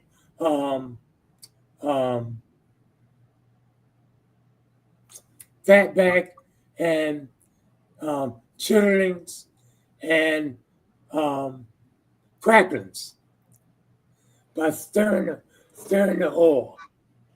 We all had to take a turn in stirring the oil. By the end of the day, everybody walked out with 2 or 3 packages of meat. Pork chops, a loin, a shoulder. That's how you fed your family for the winter. And we did the same with sugar cane. You were telling me, Troy, about your family, the golden syrup. The yellow label, yes. Yes. We made sugar cane the same way. Community came together, and we would cook the juice of the sugar cane, turn it in the syrup. So we didn't know it. We had a cooperative, a community cooperative back then of sharing our resources. So everyone can have sustainable food. You know, this it really does come full circle, right? We're really bringing it back. When you said cooperative, it's a collaborative, right? Modern day cooperative, it's a collaborative in bringing these resources to the communities, and we're all working together so that everybody can eat, everybody can prosper, and nobody's going to get left out or left behind, because this is our mindset. And again, I'll refer back to the city of Selma, where they let us know some of the pain, right? We haven't discovered it all, but when I told them what we have, and I didn't tell them everything, but just the little pieces that I shared with them, they're super excited. Because a good friend, she tells the story that she was in Selma last year and she ran into a bunch of visiting Masons. And the Masons were all looking around. She's like, "What's going on, man?" She's like, "We trying to find a cup of coffee." They could not find a place to get a cup of coffee in the city of Selma. Now, I'm sure there was some little place. I know when I was there years ago, there was a place at the end of the Pettis Bridge off to the left, but I don't know. Maybe that place is closed down. But that's the story that resonates with me, that a city with the mystique and the rich history of Selma should have at least 2 or 3 places that you can get a hot cup of coffee. So this is part of the transformation. These And are, Troy, yes, and sir. Troy, now you mentioned coffee. I just found this out about a couple months ago. Uganda raises and exports more coffee than any other nation in the world. Uganda. Now, I do know that simply because a couple years ago I was thrust in the middle of a coffee movement that included some women, a lot of women in the coffee business in Africa. And you're right, Uganda, Rwanda is Yes. another one where Yes. these women are doing incredible things, and it's helping the water because they're bringing That's attention, right. because these coffee buyers, right, in order to do business, you have to invest in the infrastructure, and a lot of times that's water. That's So right. yeah, you're on point with that, and somehow that's going to come back again in the collaborative. I know it is I with hope what's so. going on with the alignment, but again, I'm just so excited, man. And if you want to, just touch on your son, his age, and what he's doing, because that's important, right? The younger generation, getting them involved and engaged and integrating them into what we're doing. Can you talk about your son with what you guys did or still doing in Florida in your community with the food? Yes. My son used to be a NFL, played with the NFL, Pittsburgh Steelers. And as a young man, yeah, I tried to raise him up the same way I was raised. He was raised in Ocala, Florida. And although we didn't stay on our property, we were kind of in the suburbs, and I kicked myself in the butt for doing that. I should have built me a house right on the property, but I didn't. But still, I wanted them to be involved in the way I was raised. Sustainable food, growing up with grandparents. So when he became played in the NFL, I tried to get him to invest not in multiple houses or multiple cars, but some substantial investments that would be fruitful later on. And part of that was the development of land that we already own. So him and I just formed a little co-op, and he's going to help me with the goat venture of raising the goats, and also contacting his NFL friends in terms of investment opportunities and providing sustainable food for Black communities. So we formed a partnership. I've already got him going on that. I was telling Troy, we get our first litter of goats sometime in May with the University of Florida. But also, I'm creating investment opportunities for young Black males, young Black athletes. Get them away from investing in a lot of frivolous things. I want you to know how some of this works, because I didn't find this out until my son became pro. When your child becomes pro and they have an agent, that agent sort of puts a barrier around him. He has very limited contacts with communities of his own. He has more contacts in white communities versus black communities. And I learned this firsthand before my son became pro when I was raising him. I tried to get, his name will come to me in a minute, but he was a quarterback for the Jacksonville Jaguars, black quarterback. I tried to get him to come to speak to a youth group that I was managing. I had to contact his agent. I had to contact the NFL franchise, Jacksonville Jaguars, and they still didn't allow him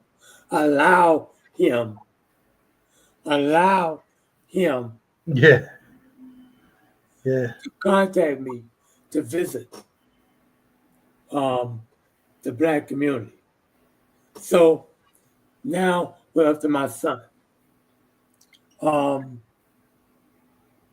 They did not allow him either until I got involved as his father and demanded that he will put in his contract that he will visit black communities. Okay. I know a lot of you listening, you probably didn't know that, and you wonder why black athletes don't necessarily visit black communities. This is why.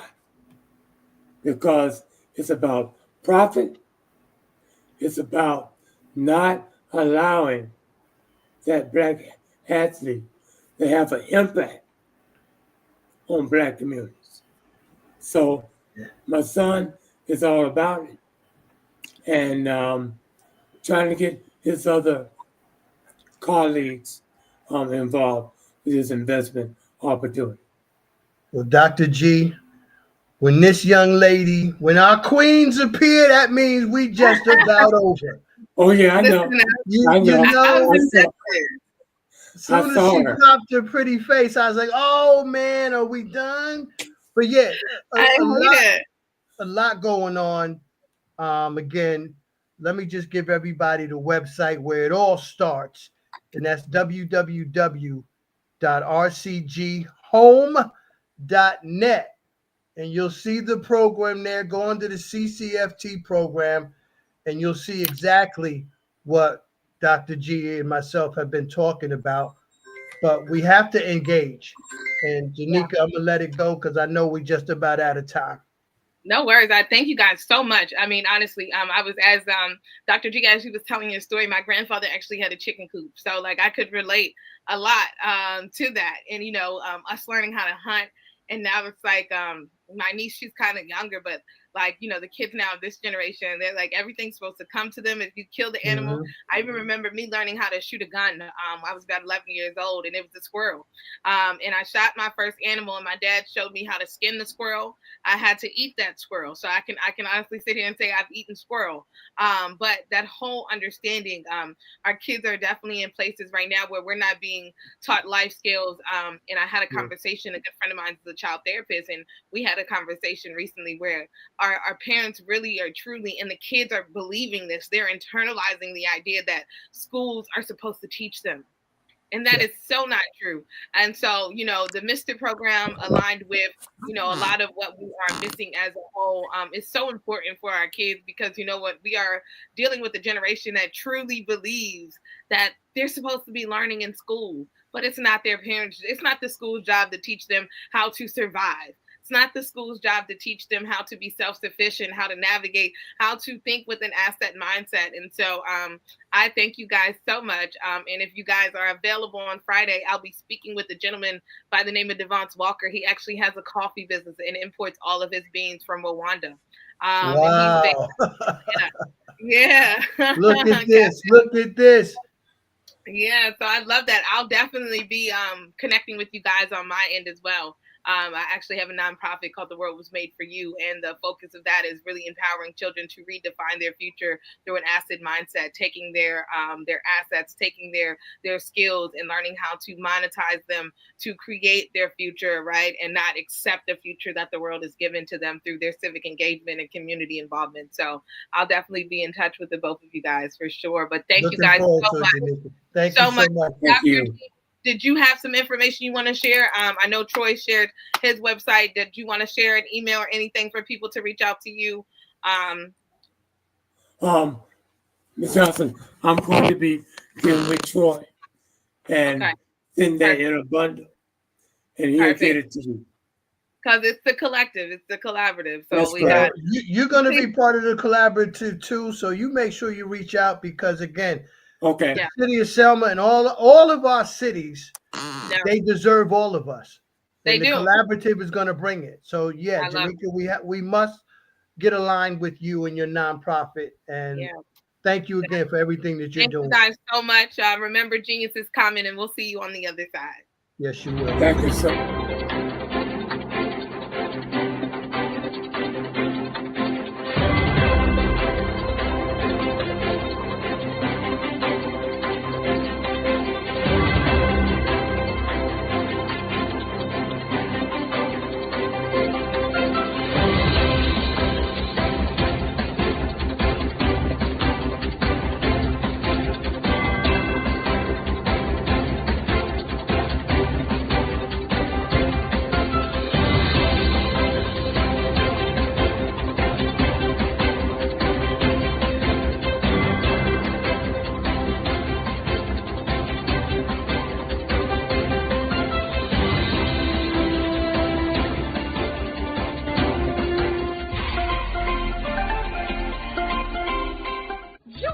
Dr. Eric Kelly III and a host of phenomenal speakers from all around the globe for this 7-day virtual event that you don't want to miss.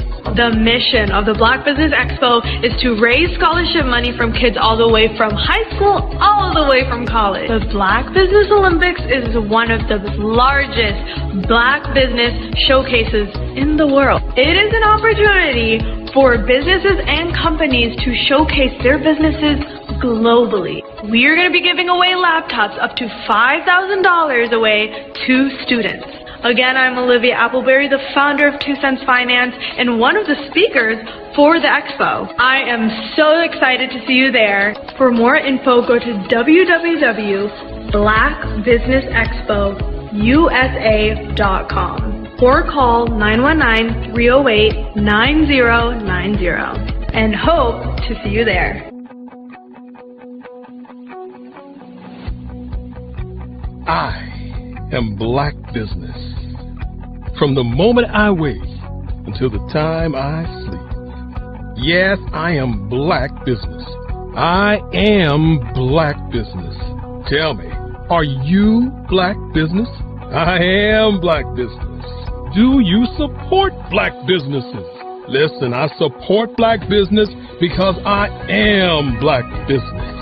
Black Business Expo, one of the largest business showcases in the history of Black business in the world. The world! Sign up today at www.blackbusinessexpousa.com or call 919-308-9090. I am Black Business. I am Black Business. From the moment I wake until the time I sleep, I am Black Business. I am Black Business. Are you Black Business? I am Black Business. Do you support Black businesses? I support Black business because I am Black business. Black Business Expo, one of the largest business showcases in the history of Black America in North Carolina. Join Dr. Eric Kelly III and a host of phenomenal speakers from all around the globe for this 7-day virtual event that you don't want to miss.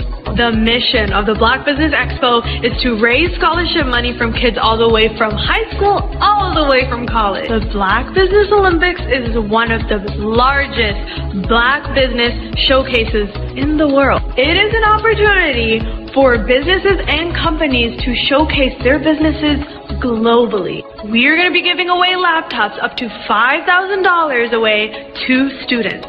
Again, I'm Olivia Appleberry, the founder of 2 Cents Finance and one of the speakers for the expo. I am so excited to see you there. For more info, go to www.blackbusinessexpousa.com or call 919-308-9090 and hope to see you there.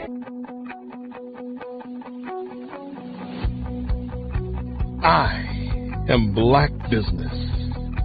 From the moment I wake until the time I sleep. Yes, I am Black business. I am Black business. Tell me, are you Black business? I am Black business. Do you support Black businesses? Listen, I support Black business because I am Black business. Black Business Expo, one of the largest business showcases in the history of Black business in the world.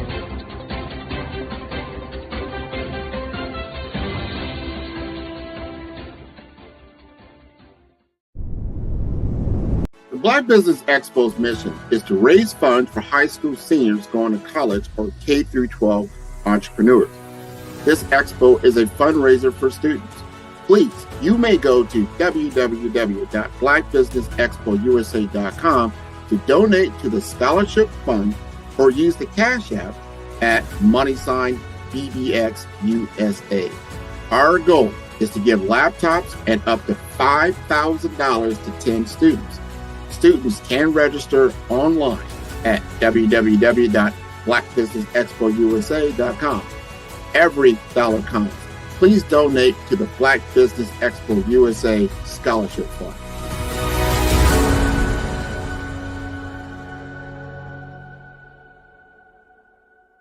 Hello, I am Dr. Eric Kelly III, the visionary strategist and founder of the Black Business Olympics.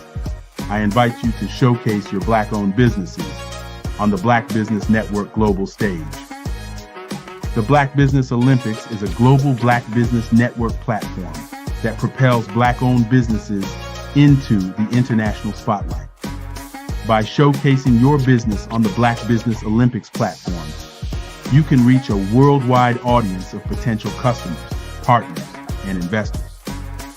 You can also establish yourself as a thought leader and expert in your field, attract lucrative partnerships, and more speaking engagements. In addition, the Black Business Olympics platform provides a valuable opportunity to connect and collaborate with like-minded entrepreneurs and business professionals from around the world. This can lead to new business opportunities, ideas, and relationships. Finally, by sharing your story and expertise on the Black Business Olympics platform, you can inspire and empower others. This is a powerful way to make a positive impact on the world and leave a lasting legacy. If you are a Black-owned business owner, I encourage you to seize the opportunity to showcase your business on the Black Business Olympics platform. It is a once-in-a-lifetime opportunity to make an indelible mark on the world. Be one of the 1,000 visionary entrepreneurs who are changing students' lives, shaping industries, and leaving an unforgettable legacy for their families. Unleash your voice on our global stage and watch your business thrive. Black Business Olympics is one of the largest Black business showcases in the history of Black business in the world. Yes, the entire world. Just give me a call today at 919-308-9090.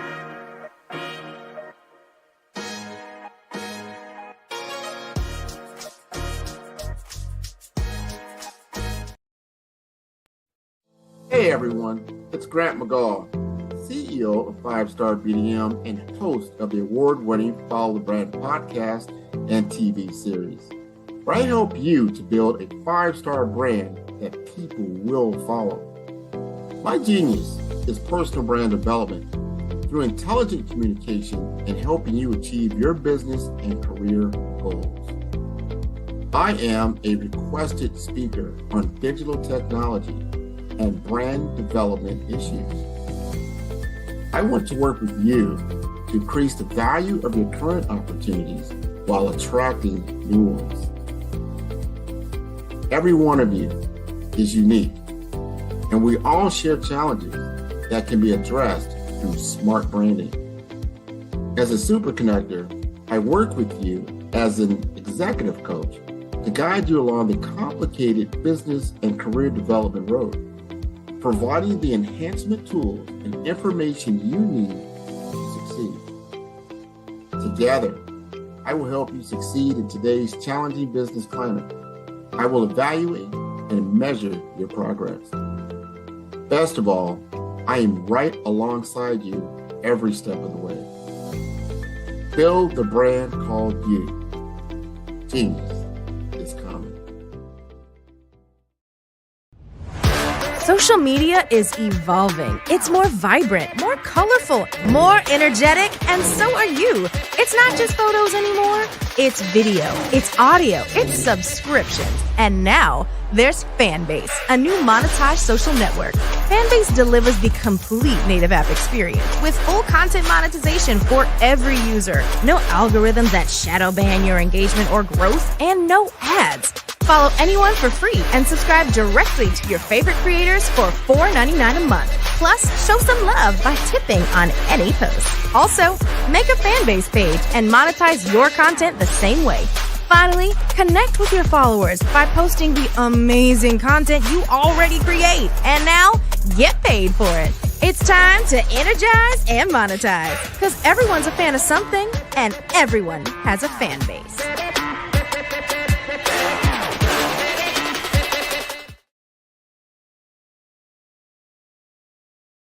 Absolutely. So our coaching program help people that have the lack of time, that lack strategies, and lack the confidence to go after their dream life. So we help them implement tools. We help them implement, I love to leave the inherited lack of finances or the education behind finances. But it wasn't until I lost my firstborn, my only son, that life changed for me. And where I was going after it all, living the corporate life, hit my 6-figure income, and living in my dream house with my dream man, driving my dream car. Wow. I nearly lost it all. Wow. When I lost my son. And so I realized it only takes one financial catastrophe that can change your entire life. That's what made me start All New Beginnings. Because no matter what's going on in life, there's a new beginning. And because of that, we develop a program called Wise Minded. My little slogan is, don't just dream it, let's live it. If they want to connect with you or work with you, what is the best ways for them to be able to do that? Well, for my social media guru, you can connect with me on every single social media platform as Tanya T. Morris.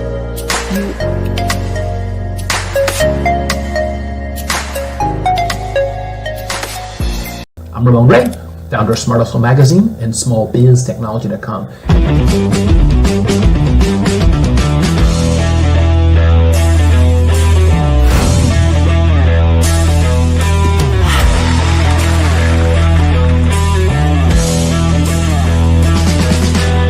You're here today to celebrate small business success. Stand up on your feet. You rocked the house. It was amazing. Didn't we learn? For me, success comes from failure. One thing not to do is shake somebody's hand like this.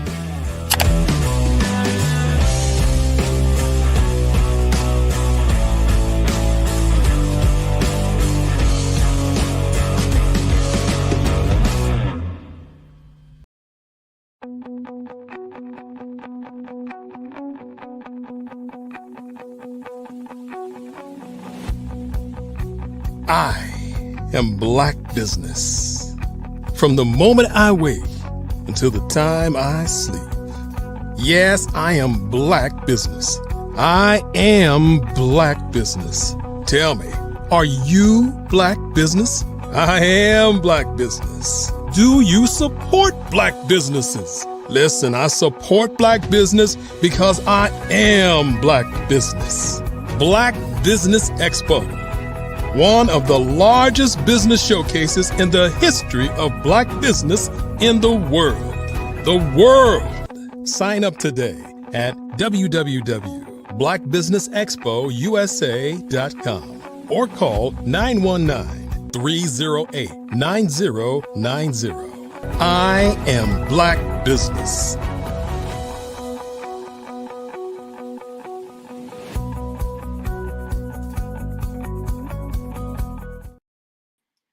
Good afternoon, business owners, entrepreneurs, thought leaders, and corporations.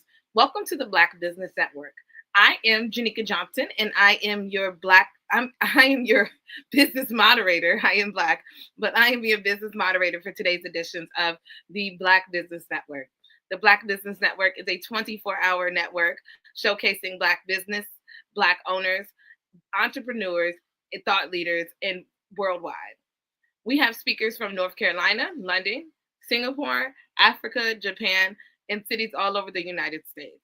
The Black Business Network is a global community sharing its business knowledge to empower, inspire, and educate businesses about businesses. Today we have we will have Anita Lumpkin for a fireside chat.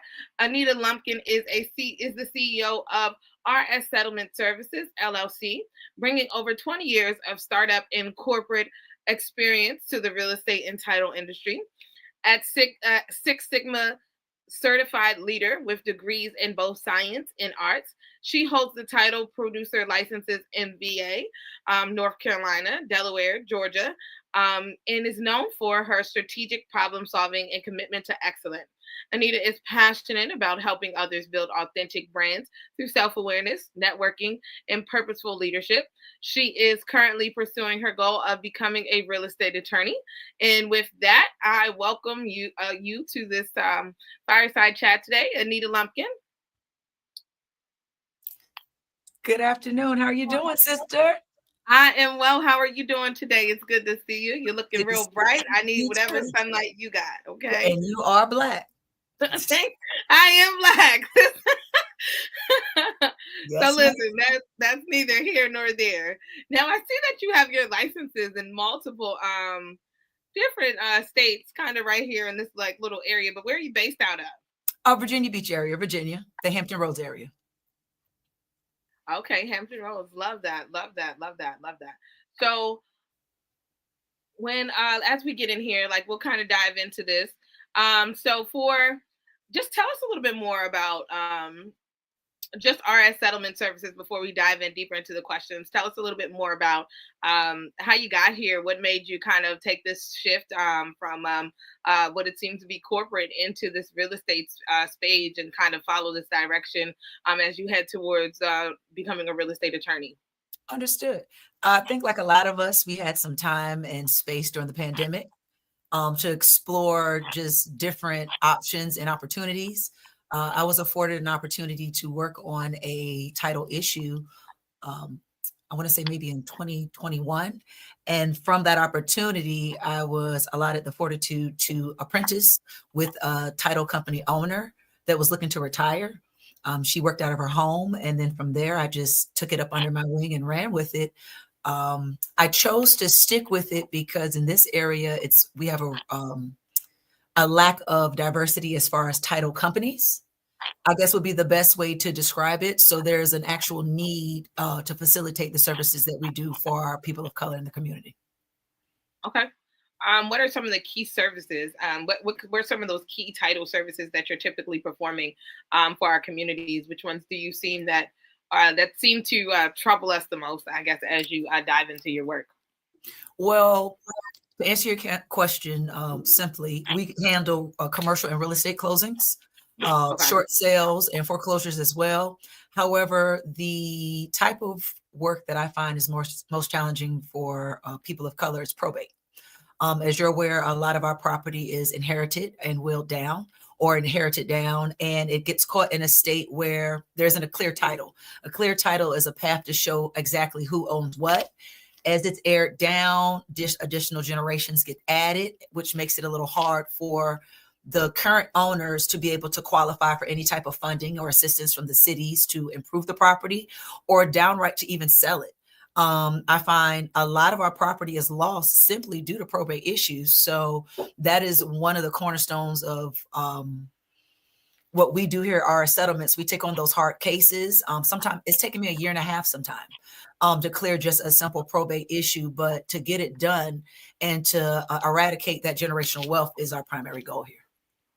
And so you're dealing mainly, like you said, with more so like corporate buildings. And so I think that's something for us to really just take a step back, because you're finding success in a space where we think that Black people don't have success in, right? Which are these corporate spaces, in these business spaces. And so you have this niche that you're working with that is assisting, our people in our communities in kind of navigating these experiences in this probate process, right? For actually claiming these properties. And so I guess with that, what would you say, before we dive a little bit more into the problems that you're running into, what would you say would be a big advice or some information that you would give to someone who is looking to enter into the space that you're in? And I know that's a big question in itself, but especially when you're like, there's a lot that goes behind that. Do you even know this, that, and the fifth? But like, I think as our community and as we step into this political climate and our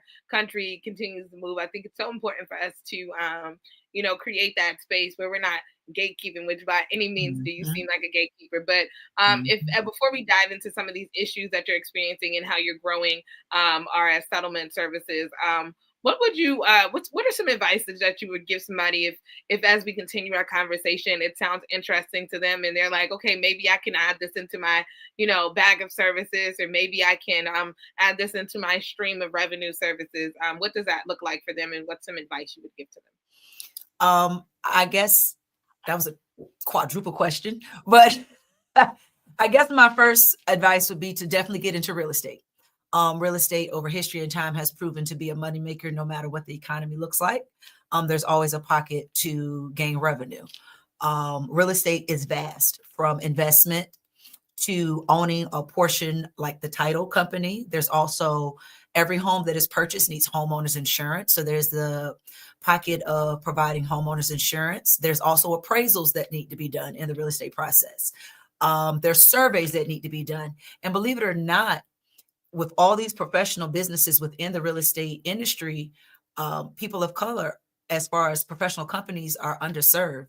I know here in my area specifically, there aren't any people of color that have surveying companies. There's one young lady that I found that does an appraisal company. There's some in the area that does home warranty, but I would say at this point, there is a need for representation. People are actually looking for folks to represent them that look like them. And I would just suggest getting out there, looking at what you have the time to dedicate to. Something a little bit smaller would be maybe working towards an insurance license as far as home warranty. But a little bit more lengthy process would be something more so as far as getting into an appraisal company or into title. There's different facets. You'd have to get different licensing on top of clearances. Don't want to deter anybody from doing anything, but there's big money, hard to get, and then there's low-hanging fruit that's easy to grab right now. And there are some pockets in real estate where if you just show up, get the right licensing, and just let people know you're there and do a good job, they'll come to you in droves. That would be my suggestion. I don't know if that helps.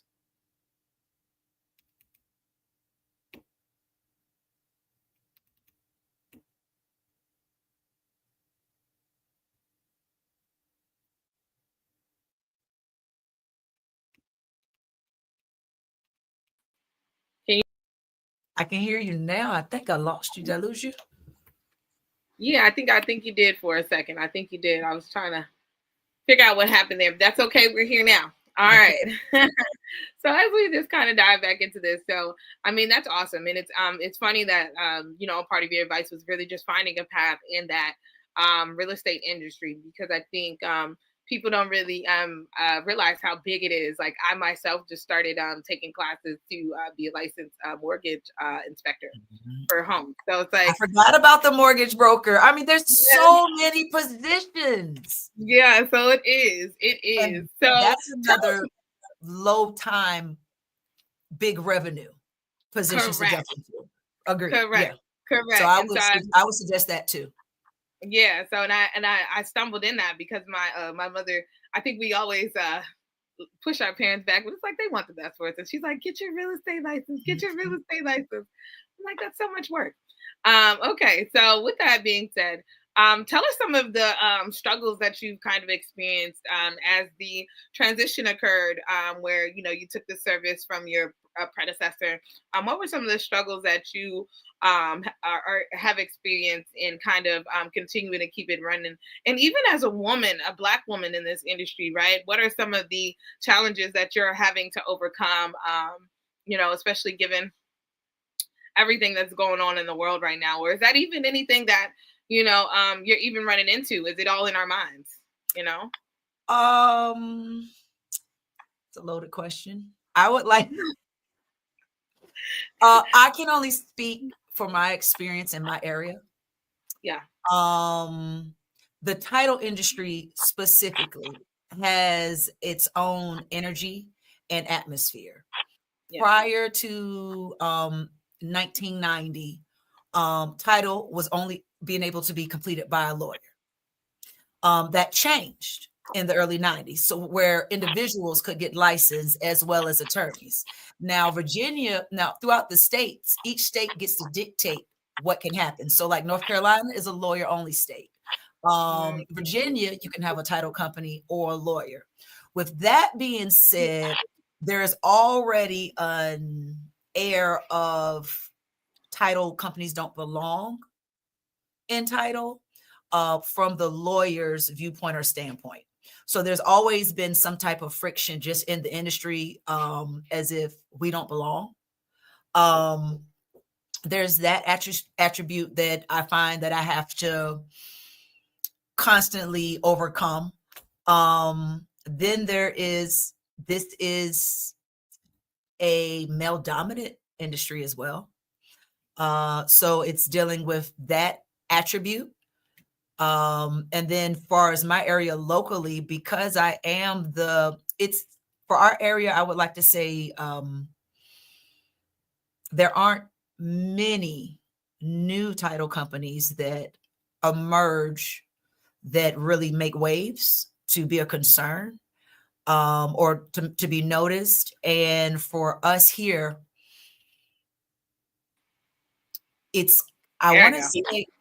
I want to say our area is more of I don't want to say good old boys club, but all the players have been around for 20, 30 years. Yeah, I don't want to say it's a clique, but so to be emerging and to be shaking it up and to have a fresh opinion and attitude and to be bringing closings and people to the table that normally wouldn't make it, I definitely shake things up here. But I will say on the other token, the cities love it. The city of Virginia Beach specifically, I've been working with the mayor to work on a disparity study. We're looking into the probate issues in our area locally and seeing how we can work with the cities to help eradicate, create some type of funding, or see who really needs that. I'm sorry, that's my dog. I'm like, but she can't open doors. Who really needs that help? Who needs that water on that house? So it is challenging here, but people are happy and are excited that we're here and shaking it up as well. I love that. Now, that kind of just segues us into kind of the bulk of the rest of our questions. Now, I think with any type of success, and the reason I asked such a loaded question is because, the work that we do across multiple industries that are similar to the probate and the title industry, where you do have these like click clubs, you have these people that have been in there. So that success really kind of starts with personal habits. And I believe that you that's something that you believe in as well in terms of business success. And so what did that defining moment look like for you when you realized, hey, wait, like my success doesn't come unless I can create these healthy habits on personal growth in my personal life, and that it aligns, right? I was in the education seat. I recently transitioned from corporate America to being my own entrepreneur. And so I took that seriously. So I took a lot of classes to educate myself, to get my business in a position where I could. I had a few businesses before this one in general, but just to get my acumen up, understanding what is necessary, how to qualify for loans and things. And there was one lady that came and did a special presentation, and it was simply on personal habits. And it was one line she said, and it just changed my life. And every time I see this lady, I go, you know, you changed my life. She simply said, nothing in your business will go correctly until you are the person that you need to be in your personal life. Until you become that person in your personal life, you will never show up to be that person in your business.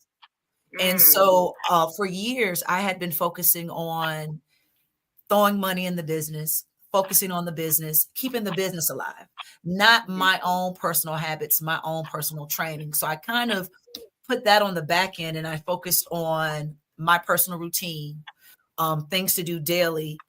It didn't have a big impact on my business in the beginning, but it made a bigger impact on the type of person I became. And then it just became second nature. So I want to say that one moment, it really changed my life. I went from, because this was earlier, I might not pay a credit card bill to make sure something in the business go, or to pay for something in the marketing when I'm trying to kick stuff off. And then it became, I'm going to take care of my personal life, keep this stuff in order, and then the business will follow. And it really meshed, because once the business started rolling, everything reverts back to your personal life anyway, when you're asking for stuff. So it comes in line and it balances out. So it's like, okay, you've kept your personal life intact. So now when they need to reflect on it, everything's right in line. Okay. So when we think personal habits, like what are like top three? So in terms of getting that personal life back online, right? And so that it spills over into your professional life, what are some of the top three habits or personal habits that you believe an everyday entrepreneur or business leader should develop? Action. Developing action, an action mindset. I personally have ADHD, self-diagnosed, but if you cannot tell me I don't. We all self-diagnosed. You can't tell me I don't. And I have this thing where I know if I don't do something in the first 5 seconds, I'm never going to do it. Yeah. So it becomes being self-aware as well. Action, either do it or take a note or put it on your calendar. But show yourself that you're going to make the movements or the steps towards it. If you don't make that action within the first 5 to 8 seconds, you're BSing yourself. You're not going to do anything. So I would think that would be probably one of the most proactive habits, going into action mode, because that creates that momentum for you. Everybody says the normal, wake up early, exercise. We all get those habits. Those get you into a mindset of being a consistent person, being disciplined. That is all those things do. Not all, but that is what it's designed for. Now you will give yourself self-improvement through doing that. You'll get yourself in a better mind space, but those habits are simply designed for discipline. Yeah. No more, no less. So I would say the next best habit I would think that would assist would be self-awareness. Always diagnose against self what you're dedicating to. A lot of us sign up for things that sound good, or we really have the best intentions, but we know ourselves. Correct. Yeah. Why set ourselves up for failure? Because at the end, all we're going to do is disappoint ourselves. It's because nobody else matters. But I know for me personally, if I set a big goal and I don't see it happen, it's I'll give you an example. I've been planning a New Year's Eve party for almost 2 years now. And it's 2 years. I mean, and the work is done, everything. And it's just like, why I bit that off? I just know myself, I don't have the capacity. And so it's like, okay, you got this is not going to happen. How do I turn this into something that's realistic, that will still give me the results that I'm looking for? And I turned that into, instead of doing, because I was going to raise funds for this probate issue that I've been trying to do. I turned that into working with the city and breaking down little monthly meetings, working towards getting the money. So it's like that I'll push to, but throwing a party, girl, what you doing? What you doing? What you doing? So, and I love that. Yeah. So it's just little things. I would say the third habit, self-grace. Self-grace. Consistency doesn't look like this. Right. Consistency is just showing up. Yeah.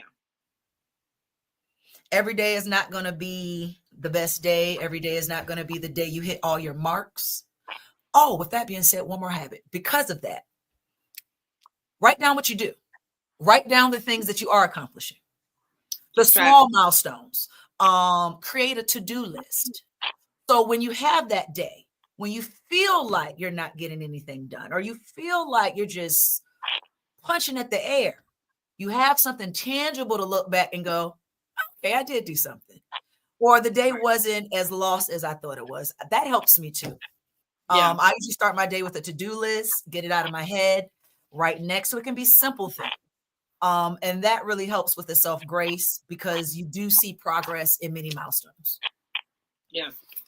No, that's and that 8-second rule. I'm hearing you talk about this 8-second rule. I'm like, ooh, 8 seconds. I ain't doing nothing in 8 seconds. I barely wrote down what I was gonna write down in 8 seconds. But that reminds me very much of the 2-minute rule, right? Where if it takes you less than 2 minutes, if it takes you 2 minutes or less to do it, just go ahead and do it. You know, at the end of the night, if you have 5 dishes in your sink, that'll take you 2 minutes or less. Why wait? Well, you could just go ahead and do it. You know what I mean? And so that I completely agree in terms of that just actionable stance. Like, and like you said, that ties to that discipline that's created when you're doing these things like eating healthy, right? Or getting up and going to the gym. It's like, yo, you're already up. You're already at the gym.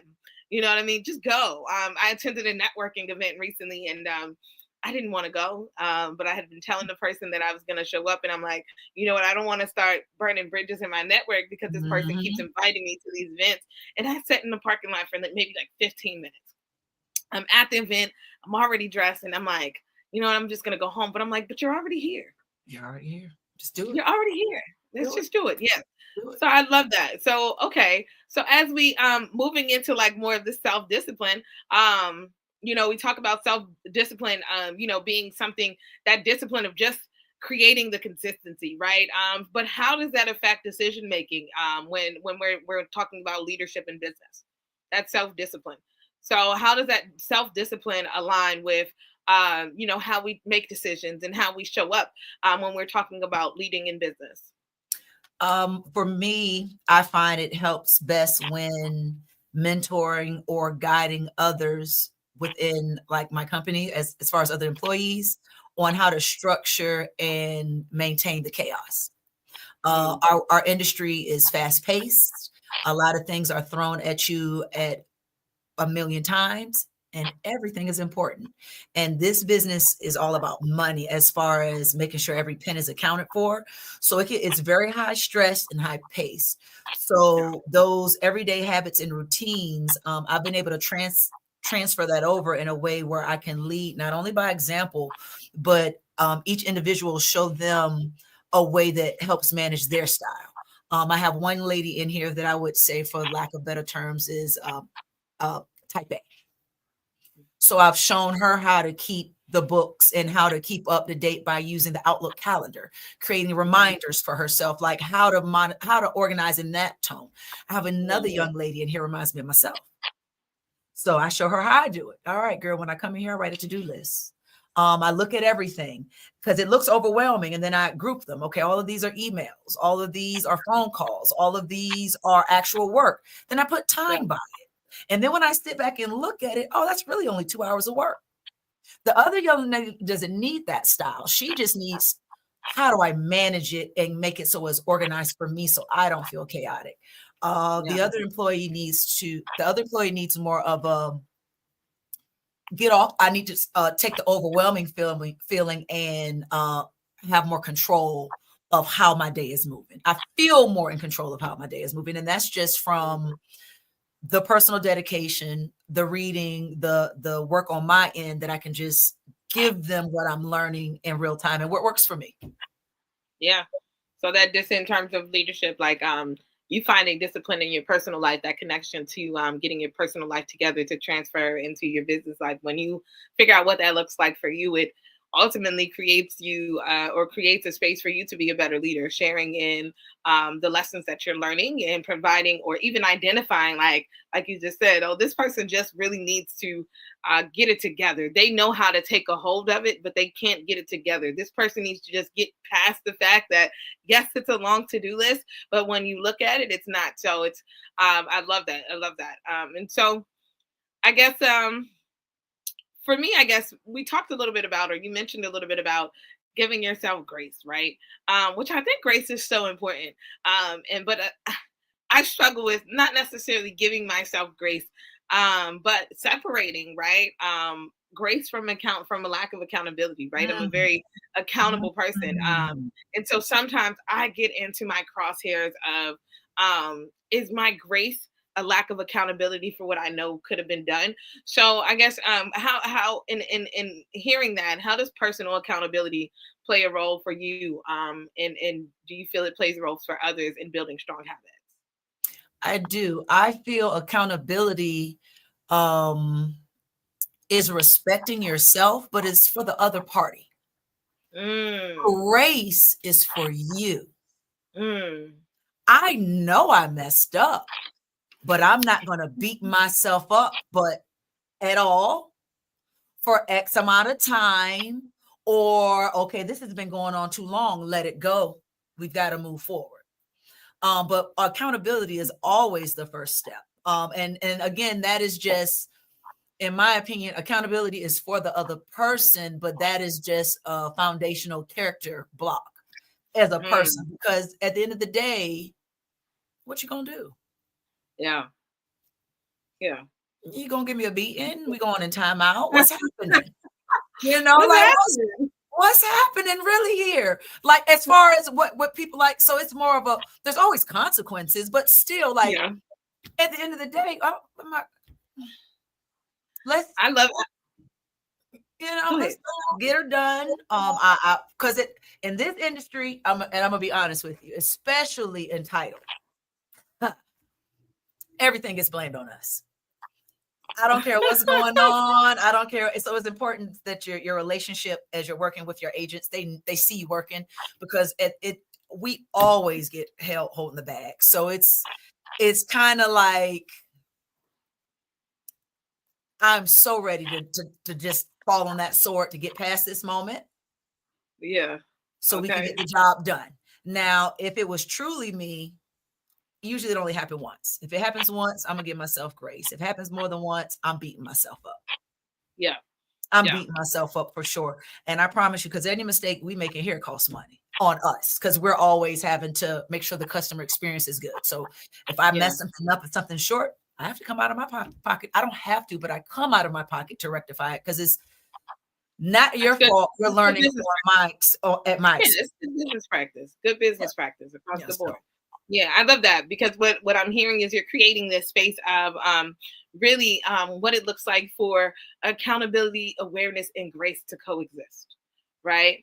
And I love that. And that's the first time I heard that accountability is for them, right? And that grace is for you. And that in between is that awareness. And that's, like you mentioned, like if it becomes a regular thing, like you said, you're beating yourself up. And so that accountability, I don't need to keep taking. I need to be aware in giving myself grace so that I'm not repeating those habits. So I love how you put that together. So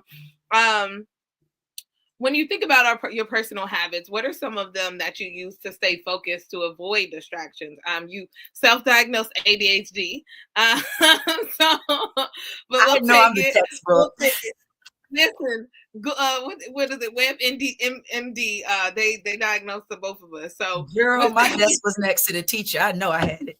I was. So with that, what are some habits that you do to balance that? Like, so in times where like you now have this long to-do list and like you've broken it down, but maybe you get a little distracted. For some people, it might be scrolling, or for some people, it might be, you're doing the work and you reply to an email and you're like, oh, wait, what is that person? And then you get down a rabbit hole of looking at something that had nothing to do with the email or, whatever that looks like. So what are some habits that you use to stay focused and to avoid distractions?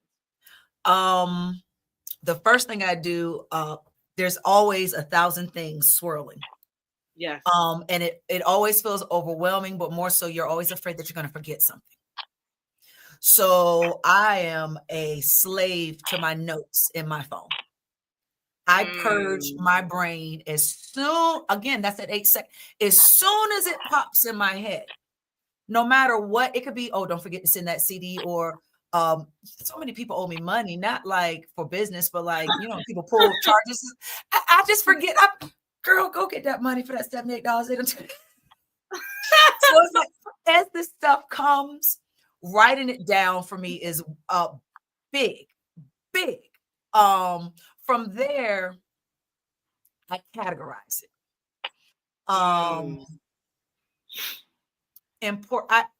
Let me backtrack.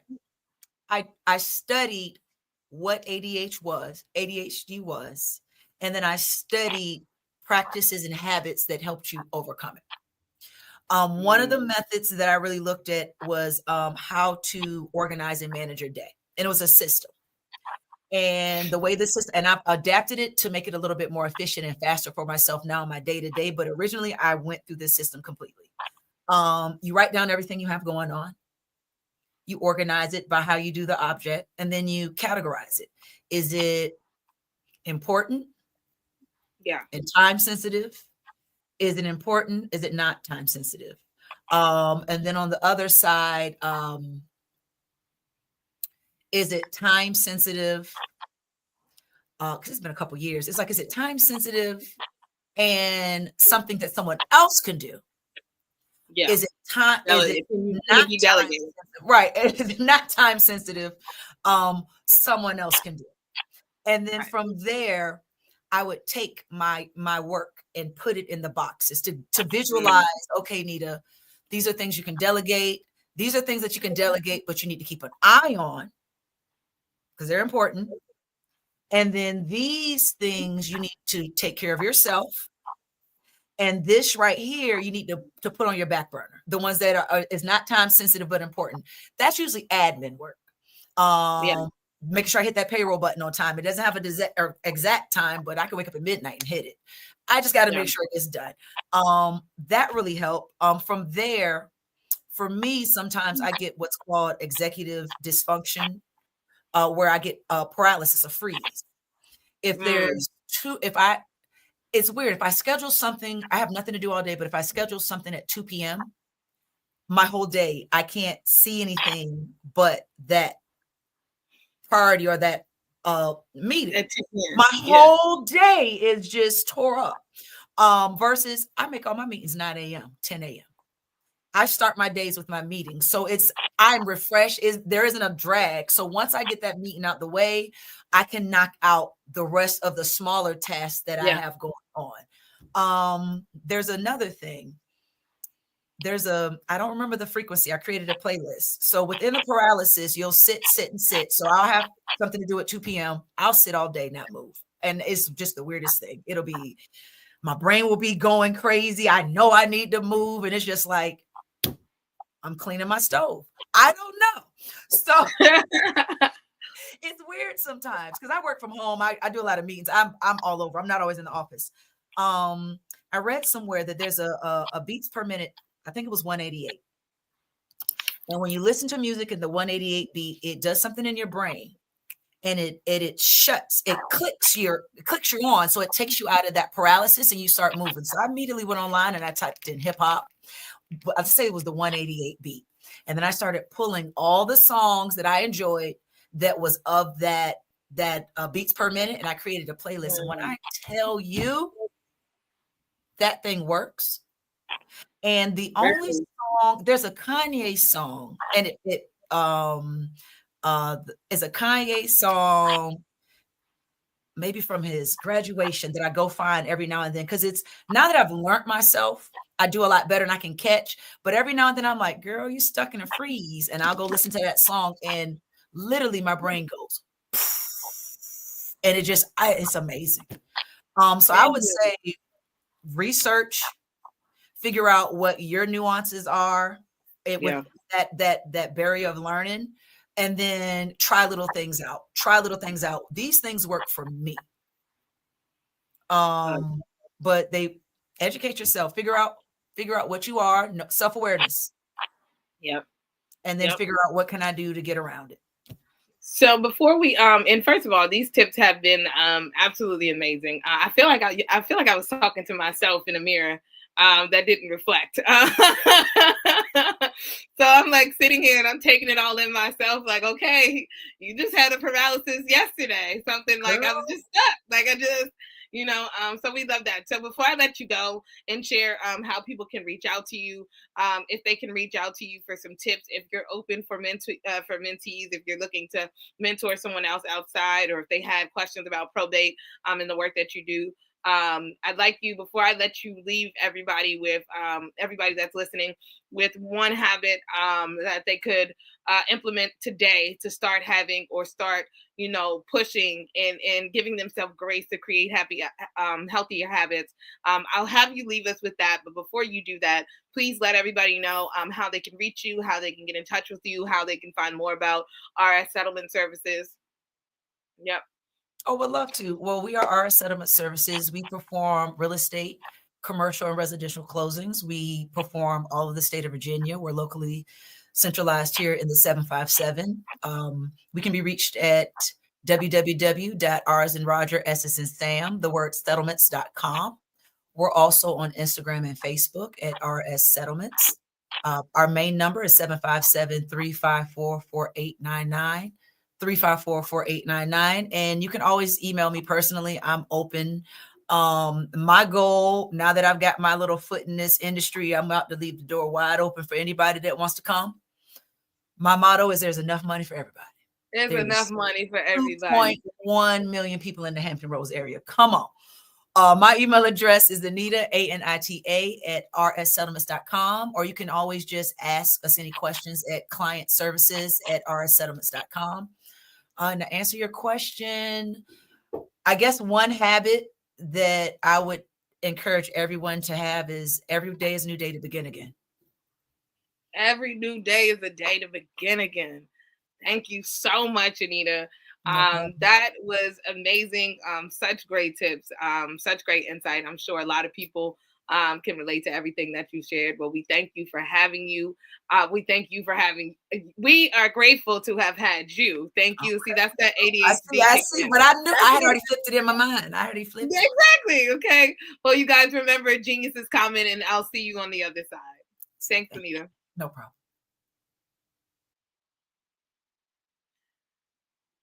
All right, now a word from some of our sponsors. We want to thank our speaker again for being here.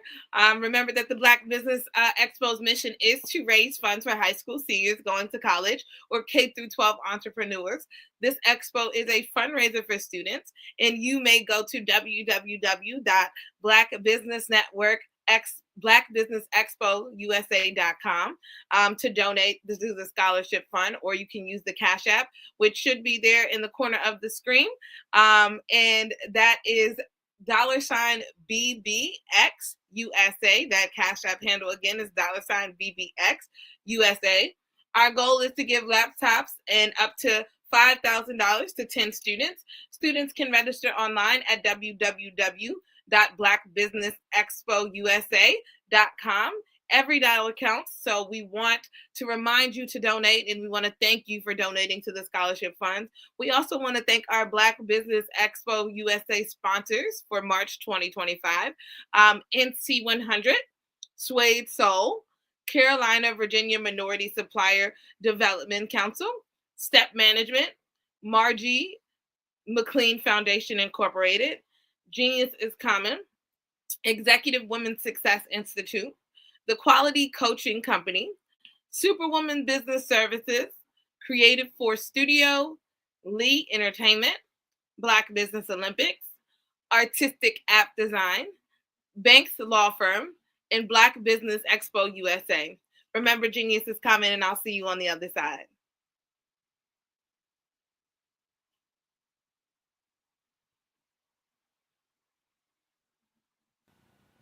Hello, my name is Kiasi Helm and I'm 14 years old. I think my genius would probably have to be setting goals and achieving them. I say this because ever since I was young, I always wanted to be an author, and at age 11, I ended up achieving this.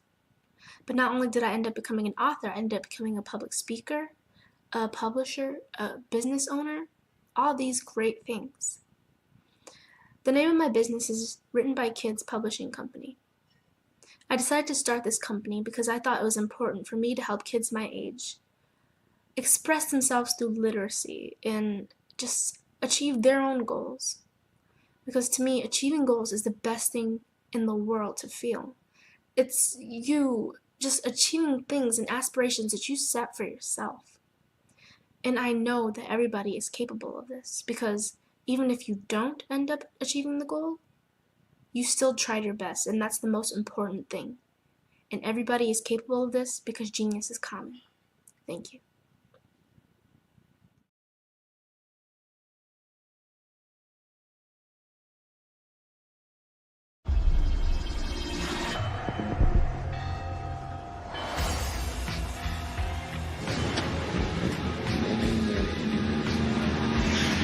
La connexion. La connexion.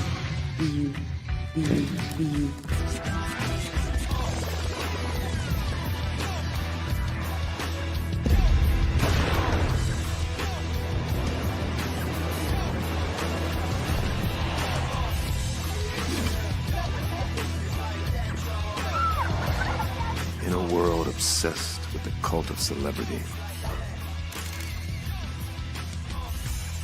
I challenge you not to aspire to anyone else's greatness, but instead strive to reveal and ignite the greatness within you. Are you serious? I totally think that that's it. Hey. No! Hey! To me, sexy is a man that knows who he is and what he wants. He's comfortable. You look at him, you see him, he's just comfortable being himself. And you're like, Baby, be you. Be you, baby. Just be you. I like it. Introducing the Be You collection, exclusively available at K&G Fashion Superstore.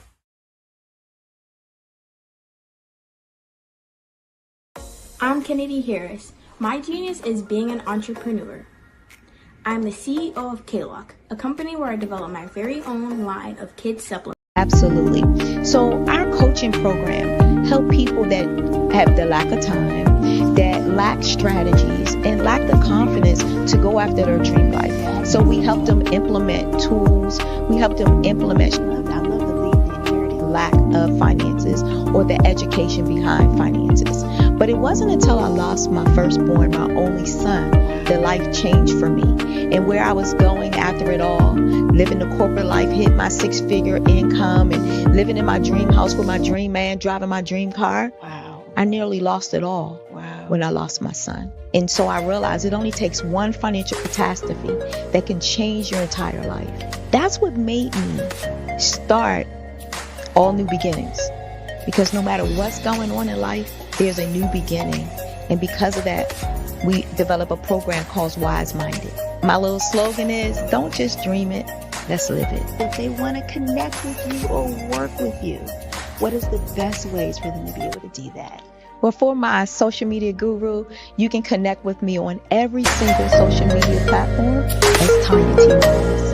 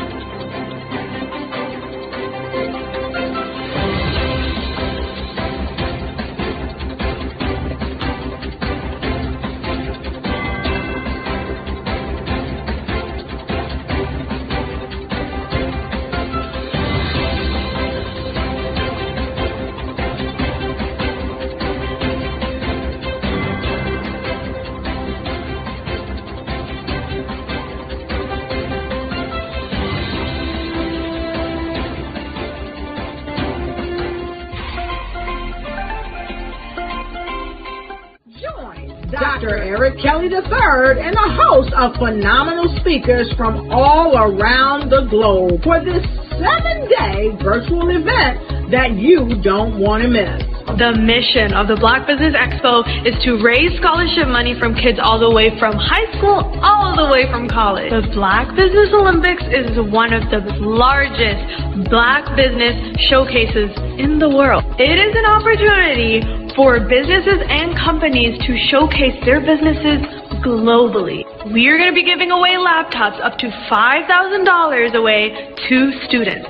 Again, I'm Olivia Appleberry, the founder of 2 Cents Finance and one of the speakers for the expo. I am so excited to see you there. For more info, go to www.blackbusinessexpousa.com or call 919-308-9090 and hope to see you there. I am Black Business. From the moment I wake until the time I sleep. Yes, I am Black Business. I am Black Business. Tell me, are you Black Business? I am Black Business. Do you support Black businesses? Listen, I support Black business because I am Black Business. Black Business Expo, one of the largest business showcases in the history of Black business in the world. The world! Sign up today at www.blackbusinessexpousa.com or call 919-308-9090. I am Black Business. I am Black Business.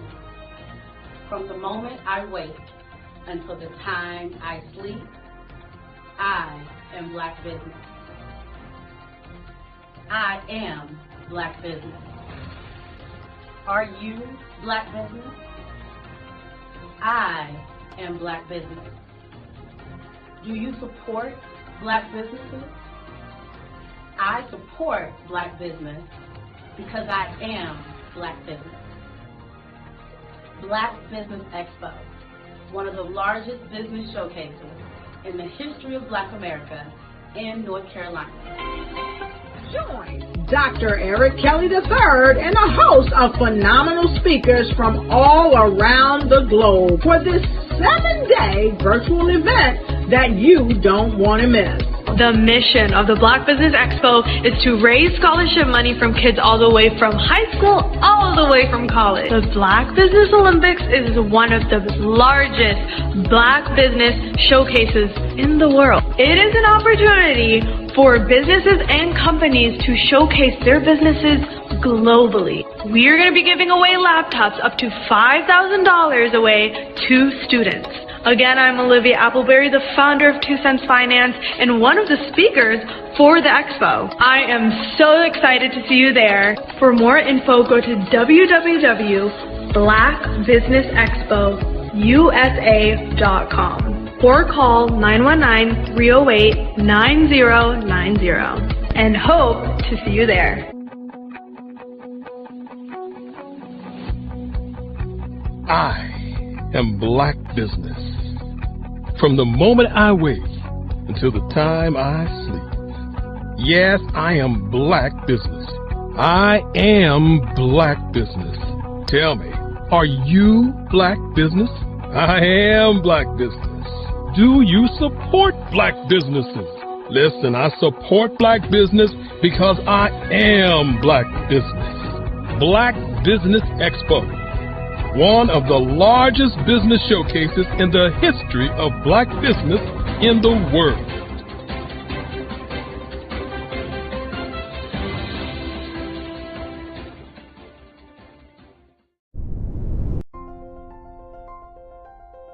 What if you could build your own city? A place where every child can find nurturing people to help them achieve their full potential. A place where every adult can access job training support, where health education is abundant, where social justice ruled the land. A place without limitations. Welcome. You have arrived at STEM City USA.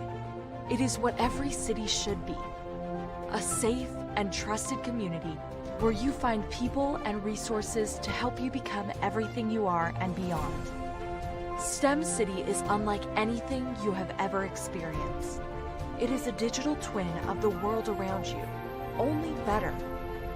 STEM City is about energy and soul renewal. It is more than a digital world. You can almost feel the power of live cultural events, music, and theater. STEM City promises a better future for children with caring mentors and hands-on activities with dedicated tutors to support our youth. STEM City is your passport to a healthy lifestyle with weekly events addressing our community's many issues. STEM City is your financial well-being with helpful information on wealth management, career advancement, job training, and so much more. STEM City is the community you deserve. It is the city where your dreams can come true.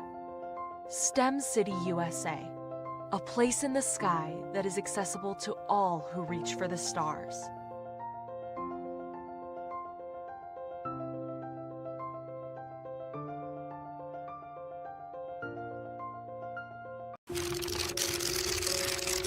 Bravery is not the absence of fear, but the ability to overcome it. We stand for those who defy suppression, who speak out, and those who walk the road less traveled. Everyone deserves to be seen and their voices to be heard. We're sparking a movement, growing a community of creators united by the desire for freedom, choice, equity, and ownership. At Fanbase, it's all for one and one for all. We support each other to guide, promote, and uplift you in a place where you can unapologetically be yourself. A place where your voice, ideas, and creativity are not just welcomed, but celebrated. We are Black founded, minority funded, and supported by a diverse, inclusive, powerful community that believes in the strength of authenticity and individual choice. Regardless of success or background, we welcome you. The marginalized, the underappreciated, the successful, the superstar. We're for all who seek a space to express themselves freely, where they are rewarded for being their authentic, true self. We transcend labels because only we have the right to define ourselves. We are built for the brave, the culture, the creators, and for the future where everyone has the power to shape their own destiny, where all are empowered, voices are amplified, and freedom is embraced. For the first time, you have a chance to own the platform you helped make popular. It's a revolution, a movement in how we connect, create, and share. Everyone is a creator, and everyone has a fan base. Here, you can be you without limits. You are a Black-owned business and you're looking for new ways to expand your reach. Or you're a creative and you have an amazing story that needs to be told, seen, and heard. Well, at Fave Unite TV, we're streaming the diverse and authentic narratives of Black American culture. At Fave Unite TV, you have access to product placement, feedback loops, promotional spotlights, and other ways to showcase your brand. And we have fans all around the world that can't wait to see what you're up to. So come to Fave Unite TV because we are showcasing the culture 24/7 with Black stories and Black storytellers. Subscribe to FaveUniteTV.com today.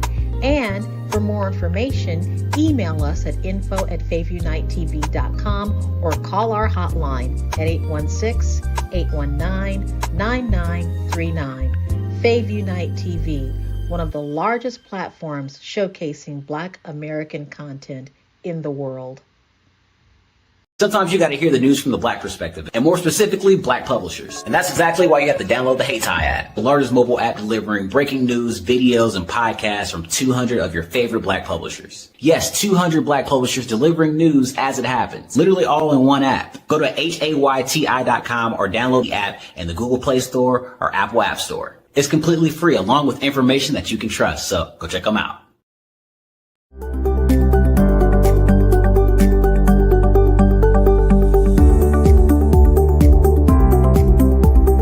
My name is Katie Bennett, and I own Lexicon Presents Publishing. We are a publishing and media company that helps you take your story and share it with the world.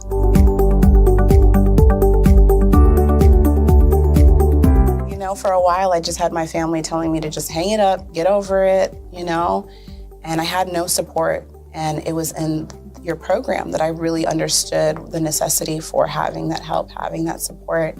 And so now I actually feel like a CEO as we scale, as our clientele changes, as my company is opening doors for other people to, you know, take care of their families. It's just completely changed from just a mom who was publishing books.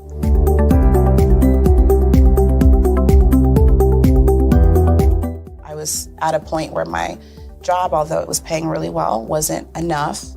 And my business was always in the red. And I was tired of it. And so I came in just hoping to get some sort of help to just not end up in the red every month.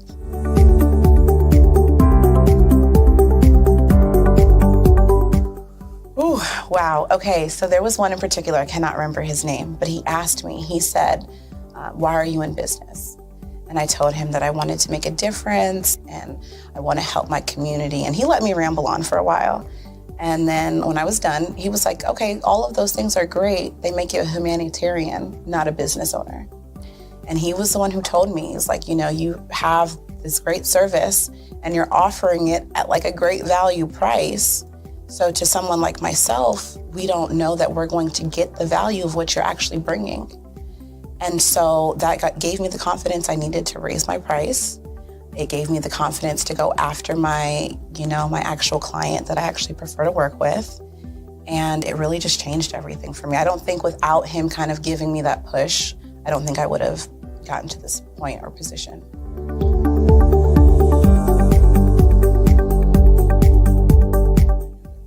Wow, the benefits is just having a coach that holds you accountable. They set goals with you.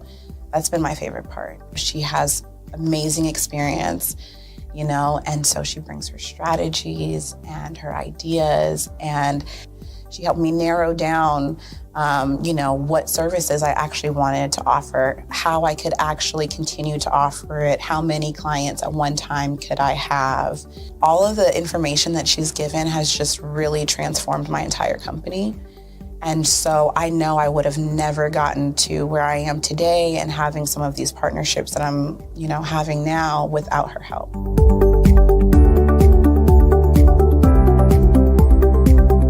You're going to get information that you're not going to find on YouTube. You actually take the time to strategically give us the information, then give us time to actually apply it. I would also say that so that you're not just out on a ledge alone trying to figure this out. Like, you deserve to be in a community with other people who also want to grow their business. And then finally, the biggest thing I think I took away from CMET was that I had a whole office in Longwood, I still do, but And at the time, I had not paid my business tax receipt. I didn't know that that was something you had to do. So that was like one of the first couple days of information. And I'm like, oh my gosh, let me go get that together right now. So I'm really glad that, CMET was there for myself. And, anybody else who has the opportunity, they need to do it.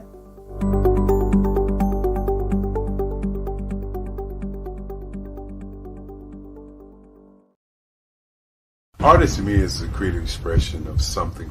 Artist to me is a creative expression of something from nothing. It explodes onto the canvas, or it explodes on in my work. One of the things that I try to do more than anything is I try to just give the lines and the movements and emotions and expressions into what I do.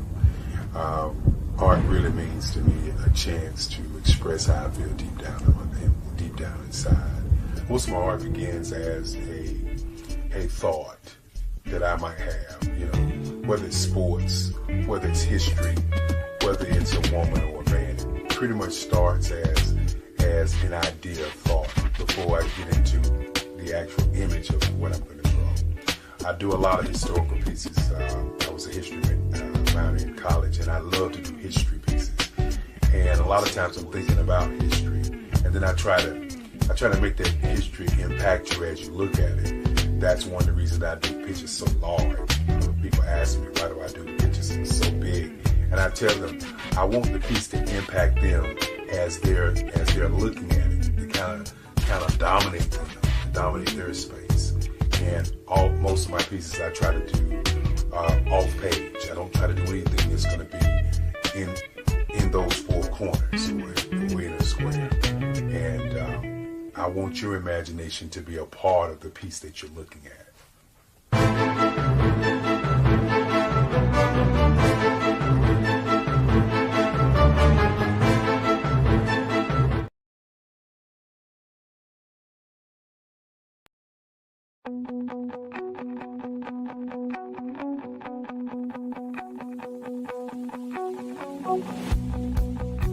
I am Black Business. From the moment I wake until the time I sleep. Yes, I am Black Business. I am Black Business. Tell me, are you Black Business? I am Black Business. Do you support Black businesses? Listen, I support Black business because I am Black Business. Black Business Expo, one of the largest business showcases in the history of Black business in the world. The world! Sign up today at www.blackbusinessexpousa.com or call 919-308-9090. I am Black Business.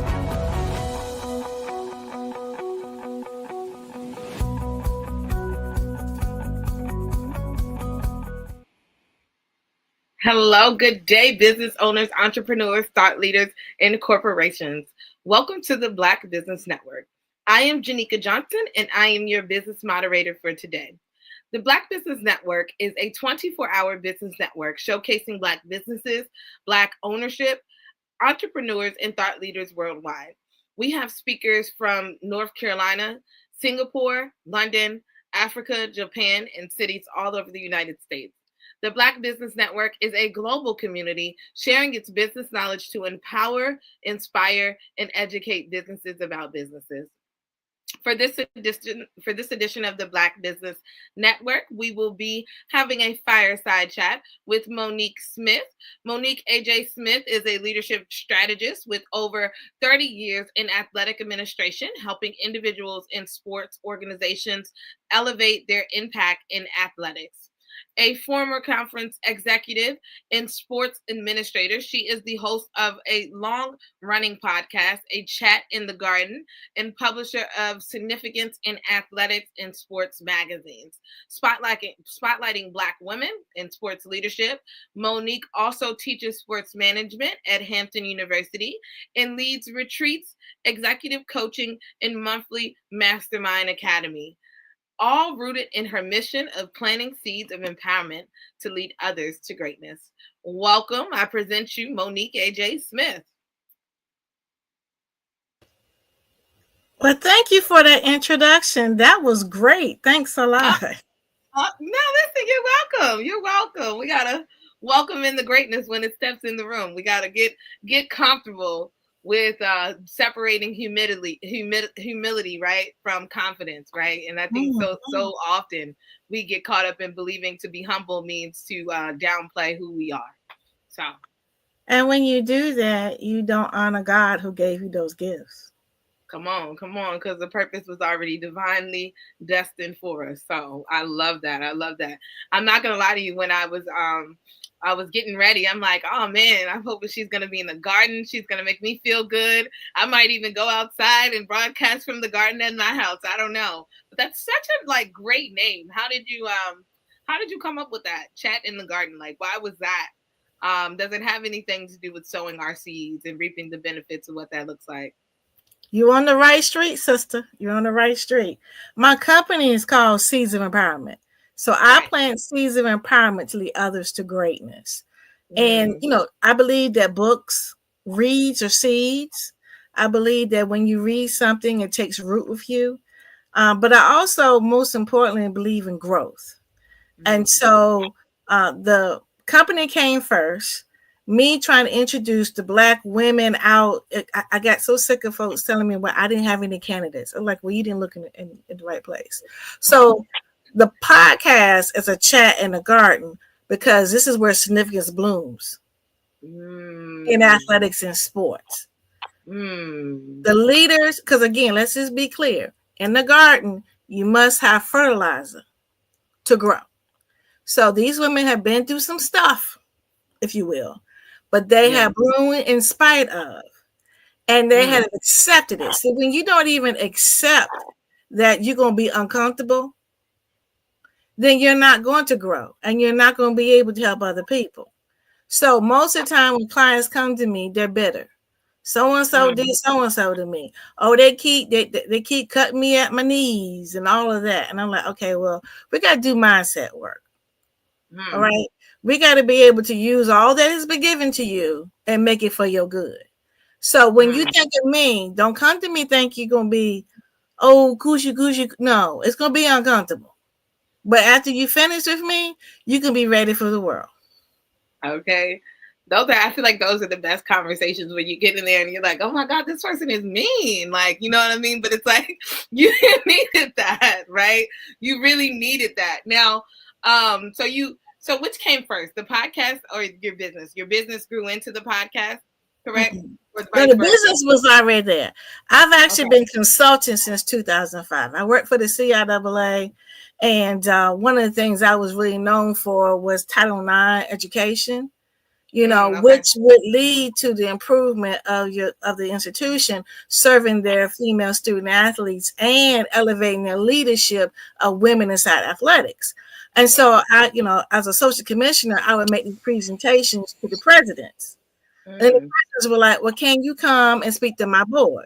Sure. Okay. So, and then the institutions inside the CIAA did not pay me because I was already in the CIAA. But outside, I became known as the person to be able to analyze and set you on the right path, especially when doing federal documents. You can be able to say what you really are truly doing. For instance, you buy a ticket for a basketball game. And if it's a double header, you don't automatically have to put all that $10 on the men, think about spreadsheets, zebra sheets in accounting. Okay. So you can put 50-50 or 80-20, however. But the women, if the people mostly come in at the end of a women's game, you can still count that. All right. So you can't say there's no revenue producing activities. You decided that. And because you decided that, you got to be held responsible for what you decided. Yeah. Okay. So as a consultant, that's what I did in 2005. So you fast forward, I'm already working a 9-to-5 and I'm doing consultancy. So the city of Hampton makes you pay business tax. So I've had a business since 2005, but I took it full time in 2013. Okay. Okay. So for about 10 years now. So I'm assuming in 2013, that's an interesting year because that's actually when social media got big. I think that was when Facebook really popped out and we started to move into the Instagram. And then I think in 2013, 2014, we had the Snapchat wave. So with that transition, being that your business had been around for 10 years, but you didn't really kind of start growing it, how did that social media marketing kind of shift, how you operated or even shift the vision that you had, being that you didn't pick it up and really start to grow it until 2013. So how did that space, and being that you were the person that were in people's faces, like the email wasn't the thing. They put you in front of them to get the job done, right? So how did social media marketing kind of transform how you approach growing your business, Seeds of Empowerment? What happened to me was Nikki Curry. All right. She's a publicist out of Norfolk, Virginia. And we had someone else told me I need to have her in my life. And so she approached me. She said she had a person who had a network. And it kind of fit me, Survival Radio Network, the survival piece, giving tools. But it said it was a radio show. And because I majored in communications at Hampton University, it just did not sound genuine. I said, this is a radio. But when I embraced the word podcast, I was set free. I said, I can say this. So in 2013, 2014, I joined the network and I said I would join it, but I want to be able to highlight Black women in athletic administration. So clearly they didn't know what I knew. They were like, well, you won't, it's not a little narrow. I said, no. And I've been going for 11 years consistently. Every week, highlighting a Black woman in athletic administration. Today, I just recorded an episode, and actually glad I was off the air. I got a tear. The person that was on my show is an administrator at Claflin, but she had been a student athlete when I did one of those workshops, leadership workshops, and she said as a student she came back. She was she was a SAC president, was the Student Athlete Advisory Committee, and did it for her colleagues, her peers. Then she became a coach. Then she became athletic administrator. Today she just hired me to work with one of her GAs. You see how that works? I love that. And so, but the fact that she's up and coming, I can see her being a director of athletics because the things that she was saying during the podcast, other people need to know about her, and they will, because I'm going to click. So I didn't know about Facebook groups. I didn't know anything about it. So when I joined the network, they told me to have my show, I had to have a Facebook group, and they hired a graphic artist for me. So I told him I want a picture of the garden and I wanted things growing. Okay. So he did that. That group is now 3,500 members. Oh, wow. Okay. And are they active members? And it's so funny, before I even dive into that, it's so funny you spoke about, because you're not saying women's, and I think that's very important for us to note. You're not saying that you're highlighting women in athletics. You're highlighting women in athletic administration. And I think that's so interesting because I attended Clark Atlanta University. In the 4 years I was at Clark Atlanta, though, our director of athletics was a woman. Yeah, Tamika Smith-Jones. TJ, Tamika Smith-Jones. Yes, exactly. Mm-hmm. Exactly. So she was actually, and I count on her nerves quite a bit because I worked in the facilities department as an intern, but neither here nor there. So I was right up the street from her. But yeah, so she was the whole time I was at Clark Atlanta, she was there. And so I think that's very important for you to note that there's enough. Even Whoopi Goldberg started her, her station, her network. And I think everybody's argument was it's not enough content to have a network that only highlights women's sports. And it's like, that's a lie. That's a bold-faced lie. Okay. No. Yeah, so that's crazy. If anything, you can take my 11 years and take that content. Take that. Replay. That alone could fill it up. I love that. So, I want to talk about how you grew that, because you weren't aware what Facebook group is. And I think that social media is very, it's very weary. It's a weary place to enter into, especially if you don't know it. Understanding algorithms, understanding the content, what's appropriate content, how do you create engaging content, what does that engagement look like? So in reality, you grew your Facebook group in what would be honestly about 7 years, or 7 or 8 years, almost 10 roughly. So how did you do that to 3,500 without having that knowledge of that? Because you didn't even know what the Facebook group was when you started with the network. Well, I was already somewhat known, right? I was a social commissioner for the CIAA for 13 years. And people always want to hear from people who have already been there. So at first it was connecting with the people that I already knew. Okay. Now, I'm going to be honest with you.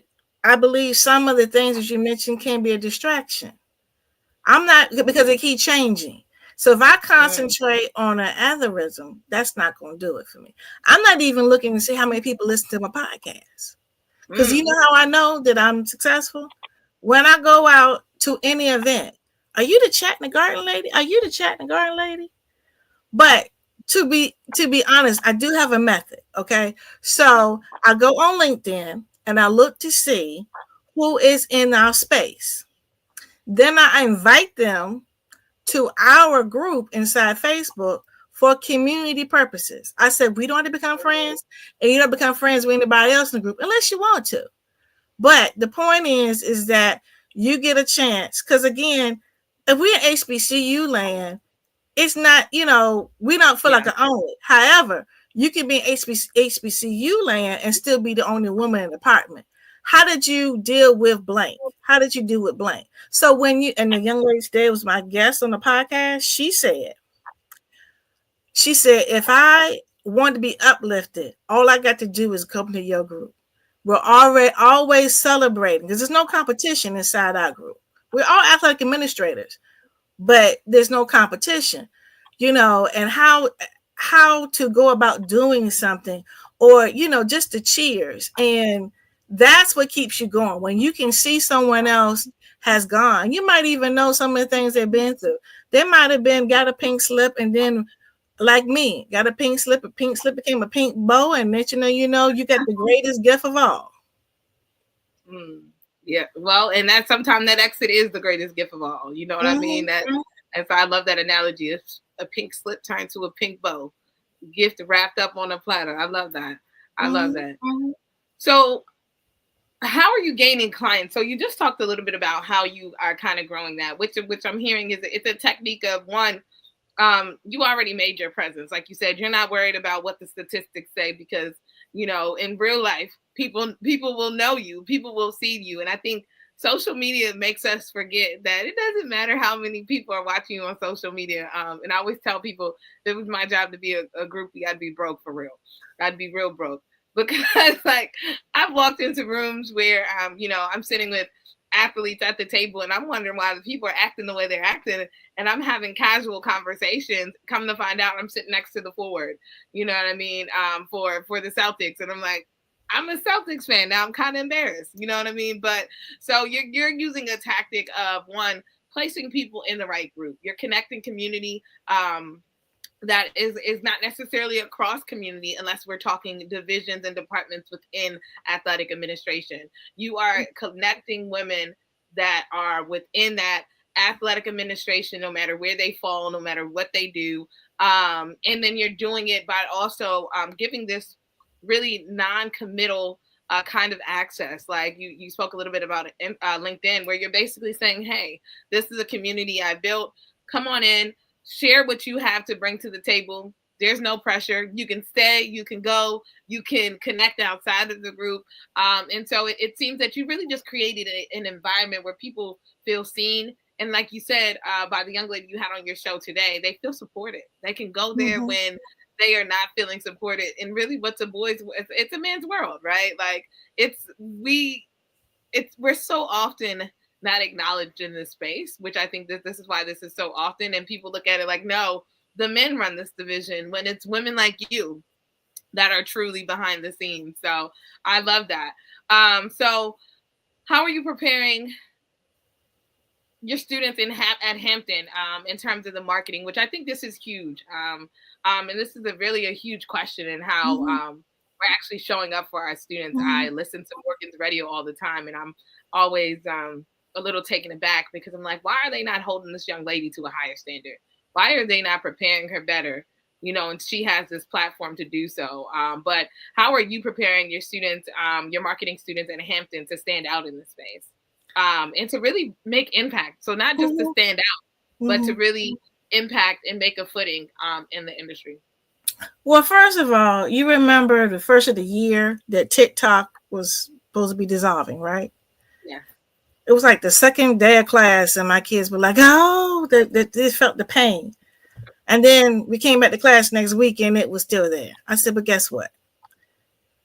What would you say would be a strategy?" Because we started out with a SWAT, and I chose a basketball team, a WNBA, and I said, "Give me some strategies how you would make yourself less dependent upon social media." I didn't pinpoint TikTok, but the whole point was TikTok was an eye opener, okay? And what they said, which is what I do, you need to have a mix of social media and in-person interaction. So when I travel, I have a connecting event, okay? And so therefore people can touch and feel and get and again, serious connections happen with that. So I went to a Super Bowl women's brunch. And then at the end, I had my own dinner with like 12 or 13 women, okay? Everybody paid for themselves. Everybody was Dutch. And I felt, every time I do that at that event, I feel special because there are a lot of activities going on, but those people chose to be at the table that I had set so they could be able to make long-lasting connections. And so almost all your major events that I attend, I do that. And so that's how, so the same thing you would do with athletic event, or, you know, you would have something that like, okay, the season is over, but you still have a travel with the trophy, you know, and meet some of the people. Therefore, they really become yours offline, and that's a stronger bond, you know? So I have my students to do this assignment. And I also say that we are in a disruptive era, period. Okay, can we say Uber Eats? Can we say Amazon? Can we say goodbye to Toys R Us? Blockbuster, okay? And it's going to be a young person who is going to bring that to the table. So I say, you know, if they have a SWOT analysis, don't wait, because you have probably got the right idea, you know, right then and there. Because again, people are hiring rookie smarts. So the people who have been around a long time, they got to go remember how it felt to be their job for the first time. You were excited. You asked questions. You were not pessimistic. Okay. So we got to be optimistic. And the young people coming out, they got that, you know, and it's not until you start having something that you kind of hold on tight to something and you're going to mess yourself up. So my kids are going to be ready to hit the ground rolling. And so I love that you said that because I think there's a couple different things across there. But before I slide into this next question, I want to just point out, you know, the thing that you said about that optimism and stepping in the room and the people that are already at the top, remembering that they were once that rookie coming in. And I think that's so important as we navigate any space, simply because there has to be a succession plan. You know what I mean? I think we're failing as people. We're failing as people because we're not setting up the line of succession. We're not letting or bringing up the next person that is supposed to take over a spot that we've claimed in our communities. And so with that, we had a guest on earlier. So it's interesting because my next question is more so about sports marketing versus traditional marketing. And I wonder, he made an interesting statement. His son is actually a professional player in the NFL, but he made a statement about how agents are bottlenecking our athletes, right? And so I wonder, when it comes to sports marketing, what does that look like in terms of traditional marketing when it comes to dealing with that middleman? But also, what are those key differences in what that traditional marketing and that sports marketing is across the board? Well, the thing now, It's really like the ketchup has left the bottle and you can't put it back in. The barrier to entry to your fans, the agent can't stop that. Unless you take your client offline and you don't see that blue check. You follow me? I mean, that's that. So people want to feel connected, as we talked about, but the thing about sports marketing, it is a feeling. It's the experience. The fact that you see your player and you take a picture with them with your own phone, or even better yet, they take your phone and they do the selfie. That's an experience you can continue to carry on and tell somebody and tell somebody and tell somebody. If the person didn't even know who they were, they're going to go and, oh, they play. Oh, I know somebody who met them. And then they're going to watch that game. So it's a feeling, it's an experience. You don't know that person one loss, or the good or bad. All you know is that your friend, he's approachable. He's a nice guy because my friend took a picture with him. So that is the difference between regular kind of marketing and sports, because of the fact that's where it carries over and over and over. And I tell my students who are also athletes, I said, you are a brand. You start waiting for brands to fall into your lap. I said, even among each other, somebody know how to do some graphics. Yep. All right. You pay them to do the graphics. As long as you know how to make a PayPal link, you can make money. So it's again the barrier. So an agent, I mean, honestly, the NCAA says anybody's agent. If you're a social media content person, you're an agent for that person. You're a financial person. If you do that person finance, you're the agent. It's not necessarily the person does the contract. Anything that you're a representative of the person, the NCAA feels that way. This is before NIL became what it is. But you have got to be able to become enough knowledge to know this is my brand, this is what I want. You not be so beholden upon what you're going to do for me. No, this is my plan. This is what I want to do. Let's just say you want to be able to give books to young girls. I think one of my things I'm going to do is I just spoke at a girls conference the weekend. It was a Bossy Girl Summit. And in my mind, I was like, what book would really reach? Because I'm really dealing with college kids. But I accepted the invitation. And I said, you know what? I'm going to do Asia Wilson's book, Dear Black Girl. You know what I mean? Because she's actually talking to them, I don't want to say at their level, but she tells them, I don't know if you can relate to this, but this is another example of sports marketing. She's an author. How many authors you know out there? But this young lady can tie it to her playing. And then she ties it to her. I was a little girl and I wasn't invited to the birthday party.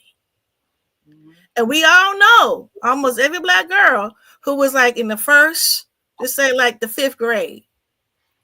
And then everybody at the school talking about going to Sally Sue's birthday party. But you don't get invited. That's when you first know that you're different. You follow what I'm saying? Yep. And so she does that and she draws them in. Now, guess what? All them young ladies have become what? Las Vegas Aces fans. No, yeah. That I love that. I love that analogy that you put. Look, I'm actually sitting here, my smile is here. I'm like, thank God our HBCU still have people like Miss Monique Smith. Because listen, because I'm like sitting here and it's like making me want to go back to school. Because I think, that's what our students know. That's what our students are missing. I don't believe that the HBCU experience is the same anymore. And we're missing people like you all in that space, right? To really help us. I know I had a PR professor and she took my phone from me, and here I am. Like you made it write her up, ain't you? You might I paid that bill. Mm-hmm. And it's funny because even after the class, she said, no, you can come to my office when my next class is done. So that means I had to go a whole, hour and 25 minutes without this phone. And she would not give it back. And when I sat in her office, she broke that down. But there's that level of respect, but there's also that level of demand, right? Holding them to a different standard, forcing them to step outside the box and understand what it really takes to be successful in these spaces where they don't want us to succeed. You know what I mean? And I think, yeah. I got in trouble several times. A girl came in my class with no bra on. I sure did put her out. I said, I'm a Hamptonian. I know what the dress code is. Okay. No. And then she called the chairperson. Chairperson called me. I said, I don't know about you, but I graduated from Hampton. I know. And then she said, well, she said that she couldn't afford. I said, man, that was a brand new outfit. Don't fall for the okie doke. No. That's a brand new outfit. And if you got some, as my father would say, you got some ace bandages and some tapes, you could have wrapped that right on up and kept yourself together. But but mind you, now I'm gonna say this. You say that, and I disagree that we are there. We are here. Okay. But I did teach at another institution that was not an HBCU, and that behavior was not accepted. And they wrote me up because I mentioned too much HBCU. And I really could have had a discriminatory case, because as an adjunct, you hire adjuncts for their experience. All my experience. I worked at Olympic Festival, Olympics in '96. I started on a lot of NCAA committees, national committees, but my paycheck came from HBCU. So therefore, that is what I'm sharing. And because these young people who are not from my culture, they complain. Okay, peace. I've been at Hampton University for 8 years. Yeah. I don't think as HBCU students we value our professors until we're out of there. Like, I had a professor who actually failed me, and I'm coming to class. He done dropped me from the class, and I'm showing up to class. I'm doing all the work. I'm taking the test. At no point did he tell me that he had already unenrolled me from the class. And the grades come out, and I'm like, Dr. Askew, like, where's my grades? You know what I mean? What's going on? He said, well, I told you my policy was that you had 2 chances to be late, and you were late 3. I think he dropped me after the 4th time I was late. He dropped me out of his class, and he was like, and so therefore you it's not my fault that you didn't do your due diligence and understand that you were no longer in this class. Now, I'm grateful that you showed up and participated, because you were one of my best participants in the class, but you were no longer in this class because you did not follow the rules. And so I don't think I valued that until after I was no longer in his class. And rest his soul, he actually passed away earlier this year. But yeah. So as we go ahead. That happened to me today. So I was about to panic because I saw the email said this was at 2, and I have virtual office hours, and I had a 2 o'clock person who failed the midterm. And I was I was like, no, I must meet with my students. Must meet. So I met with him, and I gave him some time frames. If you do this, because interesting about it, the young man is in 2 of my classes, and he's in the band. I said, maybe you should play some music while you are reading, or doing the work, so that you will stay concentrated. Because there's no way you could be in the band and not know how to concentrate. So you need to figure out how, because if you're audible, you need to figure out how to, because he would drift off here and there. And then he was talking to me walking around. I said, sit down, you're making me dizzy. Okay. So, but he was grateful for me to be able to do that. And, you got to be able to meet them where they are, but still rise them to the occasion. Yeah. So we only have about 5 more minutes. So before we get off, I know that we can find your magazine, or all the physical issues of your magazine, Significance in Athletics and Sports, can be found on Amazon. So before we go, just give us a little bit more in terms of what is it actually offering? What does the content within there offer to individuals in the athletic space? Well, 2 things. The people who they invest to be in the magazine to tell the specialized knowledge, not talk about the career path, because the podcast talks about career path. But if you want to do what I'm doing as a consultant, you got to get your name out there. So I do expert marketing for all the individuals that say they want to be in there. And then for those readers, it is for, things that you didn't even think about. I have an athletic trainer who is an athletic trainer for a construction site, not athletics. Okay, did you even know that was a profession? Did you know that there's sociologists for sport? All right. Didn't know that one. Okay, and then you can go get a certification for just that. Okay. I mean, I'm just saying, they're just things that you did not know that were available. So this is why I do that, you know. So the people in the magazine, they can plant the seed with someone when they're ready to take that next job and say, look, at every institution, this is the problem I have solved. All right. And then most importantly, it is that I am the expert in this. And so I might have created a program at this school. The name of the program may belong to the school, but the steps I took to create it is my intellectual property, and I can do that for you. And that's so important. I don't know if you've ever heard of HBCU Pride, but he makes different paraphernalia for HBCUs, and he just made the exact same statement. Because there's been an influx of people using his brand HBCU Pride, and he said just that. He was like, business is about protection and ownership, protecting that intellectual property, being able to move that, and that intellectual property is so important because they can own that program, but they don't own the process. I love that. You got to be able to evolve too. So that's why the magazine happened too, because then everybody started having their own podcast. Well, consistency is the key. I'm last, and everybody else fall off. 1 or 2 years, 3 years, they're gone. I'm hitting 11. The magazine came about because there was a need. You know, I had a speaker's reel. They couldn't catch it. I was like, okay, let me show you how to put your expertise out there. And then, you know, I'm doing retreats, you know, because people need more intense pieces. I do group coaching every third Sunday, mastermind. I do executive coaching. You know, usually what happens, and I'm really proud, one of my clients is Kilgore College in East Texas. The athletic director hired me to work with the women's basketball coach. She's playing for a national championship in NJCAA. You see what I'm saying? So that's one-on-one, but again, it you know, instead of like waiting for a conference to come, you get that one-on-one, and it's almost 30 years in athletic administration. It's very few things I have not encountered that I can't help you navigate that. I love that. I love that. This was one. This was I would say this is a fireside chat I did not know I was going to enjoy as much as I did.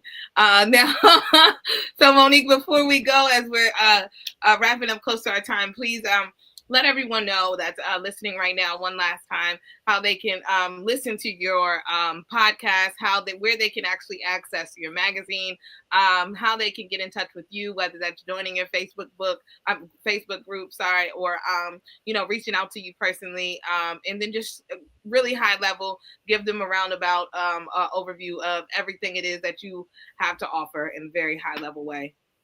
Okay, so first we're going to start with LinkedIn. That's where I like to talk. Monique A.J. Smith. All right.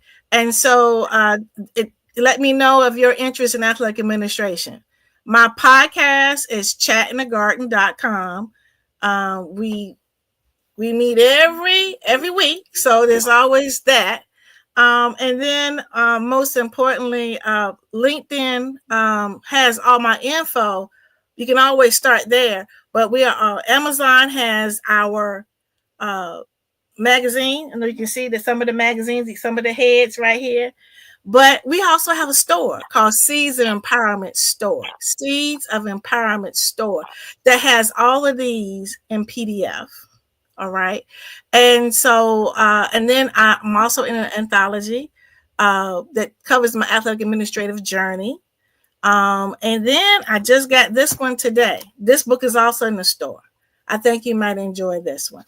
It's Women Who Lead in Sports. Just got it in the mail today.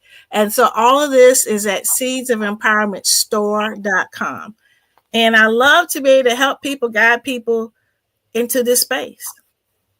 Love that. Love that. Well, thank you, Monique, for joining us today. It has been an absolute pleasure. We welcome you. And Good luck with everything. But like you said, you still going. Consistency is key. So it's looking like you're going to keep on moving while everything is falling off. So thank you again for coming.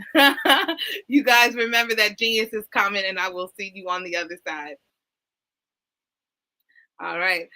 Guys, don't forget that the Black Business Expo's mission is to raise funds for high school seniors going to college or K through 12 entrepreneurs. This expo is a fundraiser for students. You may go to www.blackbusinessexpousa.com to donate to the scholarship fund. And the cash app for that will be in the bottom of your screen down here. And the tag for that is $BBX USA. That's $BBX USA. Our goal is to give laptops and up to $5,000 to $5,000, to 10 students. Students can register online at www.blackbusinessexpousa.com.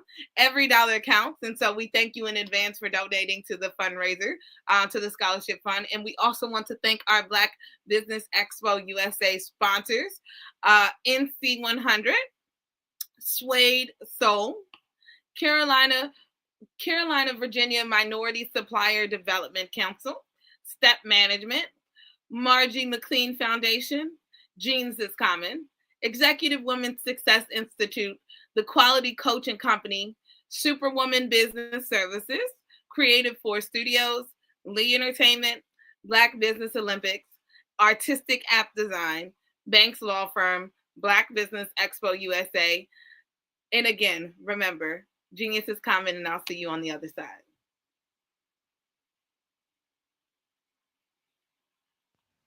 Genius is common. And my genius is nutritional strategy. I am Shawnee Smith, the owner and creator of Can Do Spice. Can Do Spice was created because I knew that adding herbal and mineral supplements to my diet did not have to be boring. In fact, because I'm a food enthusiast, I knew I could create something flavorful and explosive that also had the benefit of adding herbal supplements such as sea moss, bladderwrack, burdock root, and black seed, just to name a few. I invite you to take this journey with me where we come together and take control of our nutritional health. It is my way of sharing my genius, the gift of flavor and the healing power of herbs to the world. What is your genius?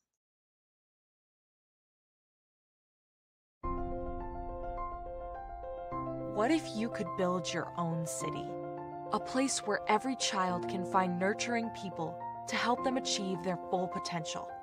A place where every adult can access job training support. Where health education is abundant. Where social justice ruled the land. A place without limitations. Welcome. You have arrived at STEM City USA. It is what every city should be. A safe and trusted community where you find people and resources to help you become everything you are and beyond. STEM City is unlike anything you have ever experienced. It is a digital twin of the world around you, only better. STEM City is about energy and soul renewal. It is more than a digital world. You can almost feel the power of live cultural events, music, and theater. STEM City promises a better future for children with caring mentors and hands-on activities with dedicated tutors to support our youth. STEM City is your passport to a healthy lifestyle with weekly events addressing our community's many issues. STEM City is your financial well-being with helpful information on wealth management, career advancement, job training, and so much more. STEM City is the community you deserve. It is the city where your dreams can come true. STEM City USA, a place in the sky that is accessible to all who reach for the stars.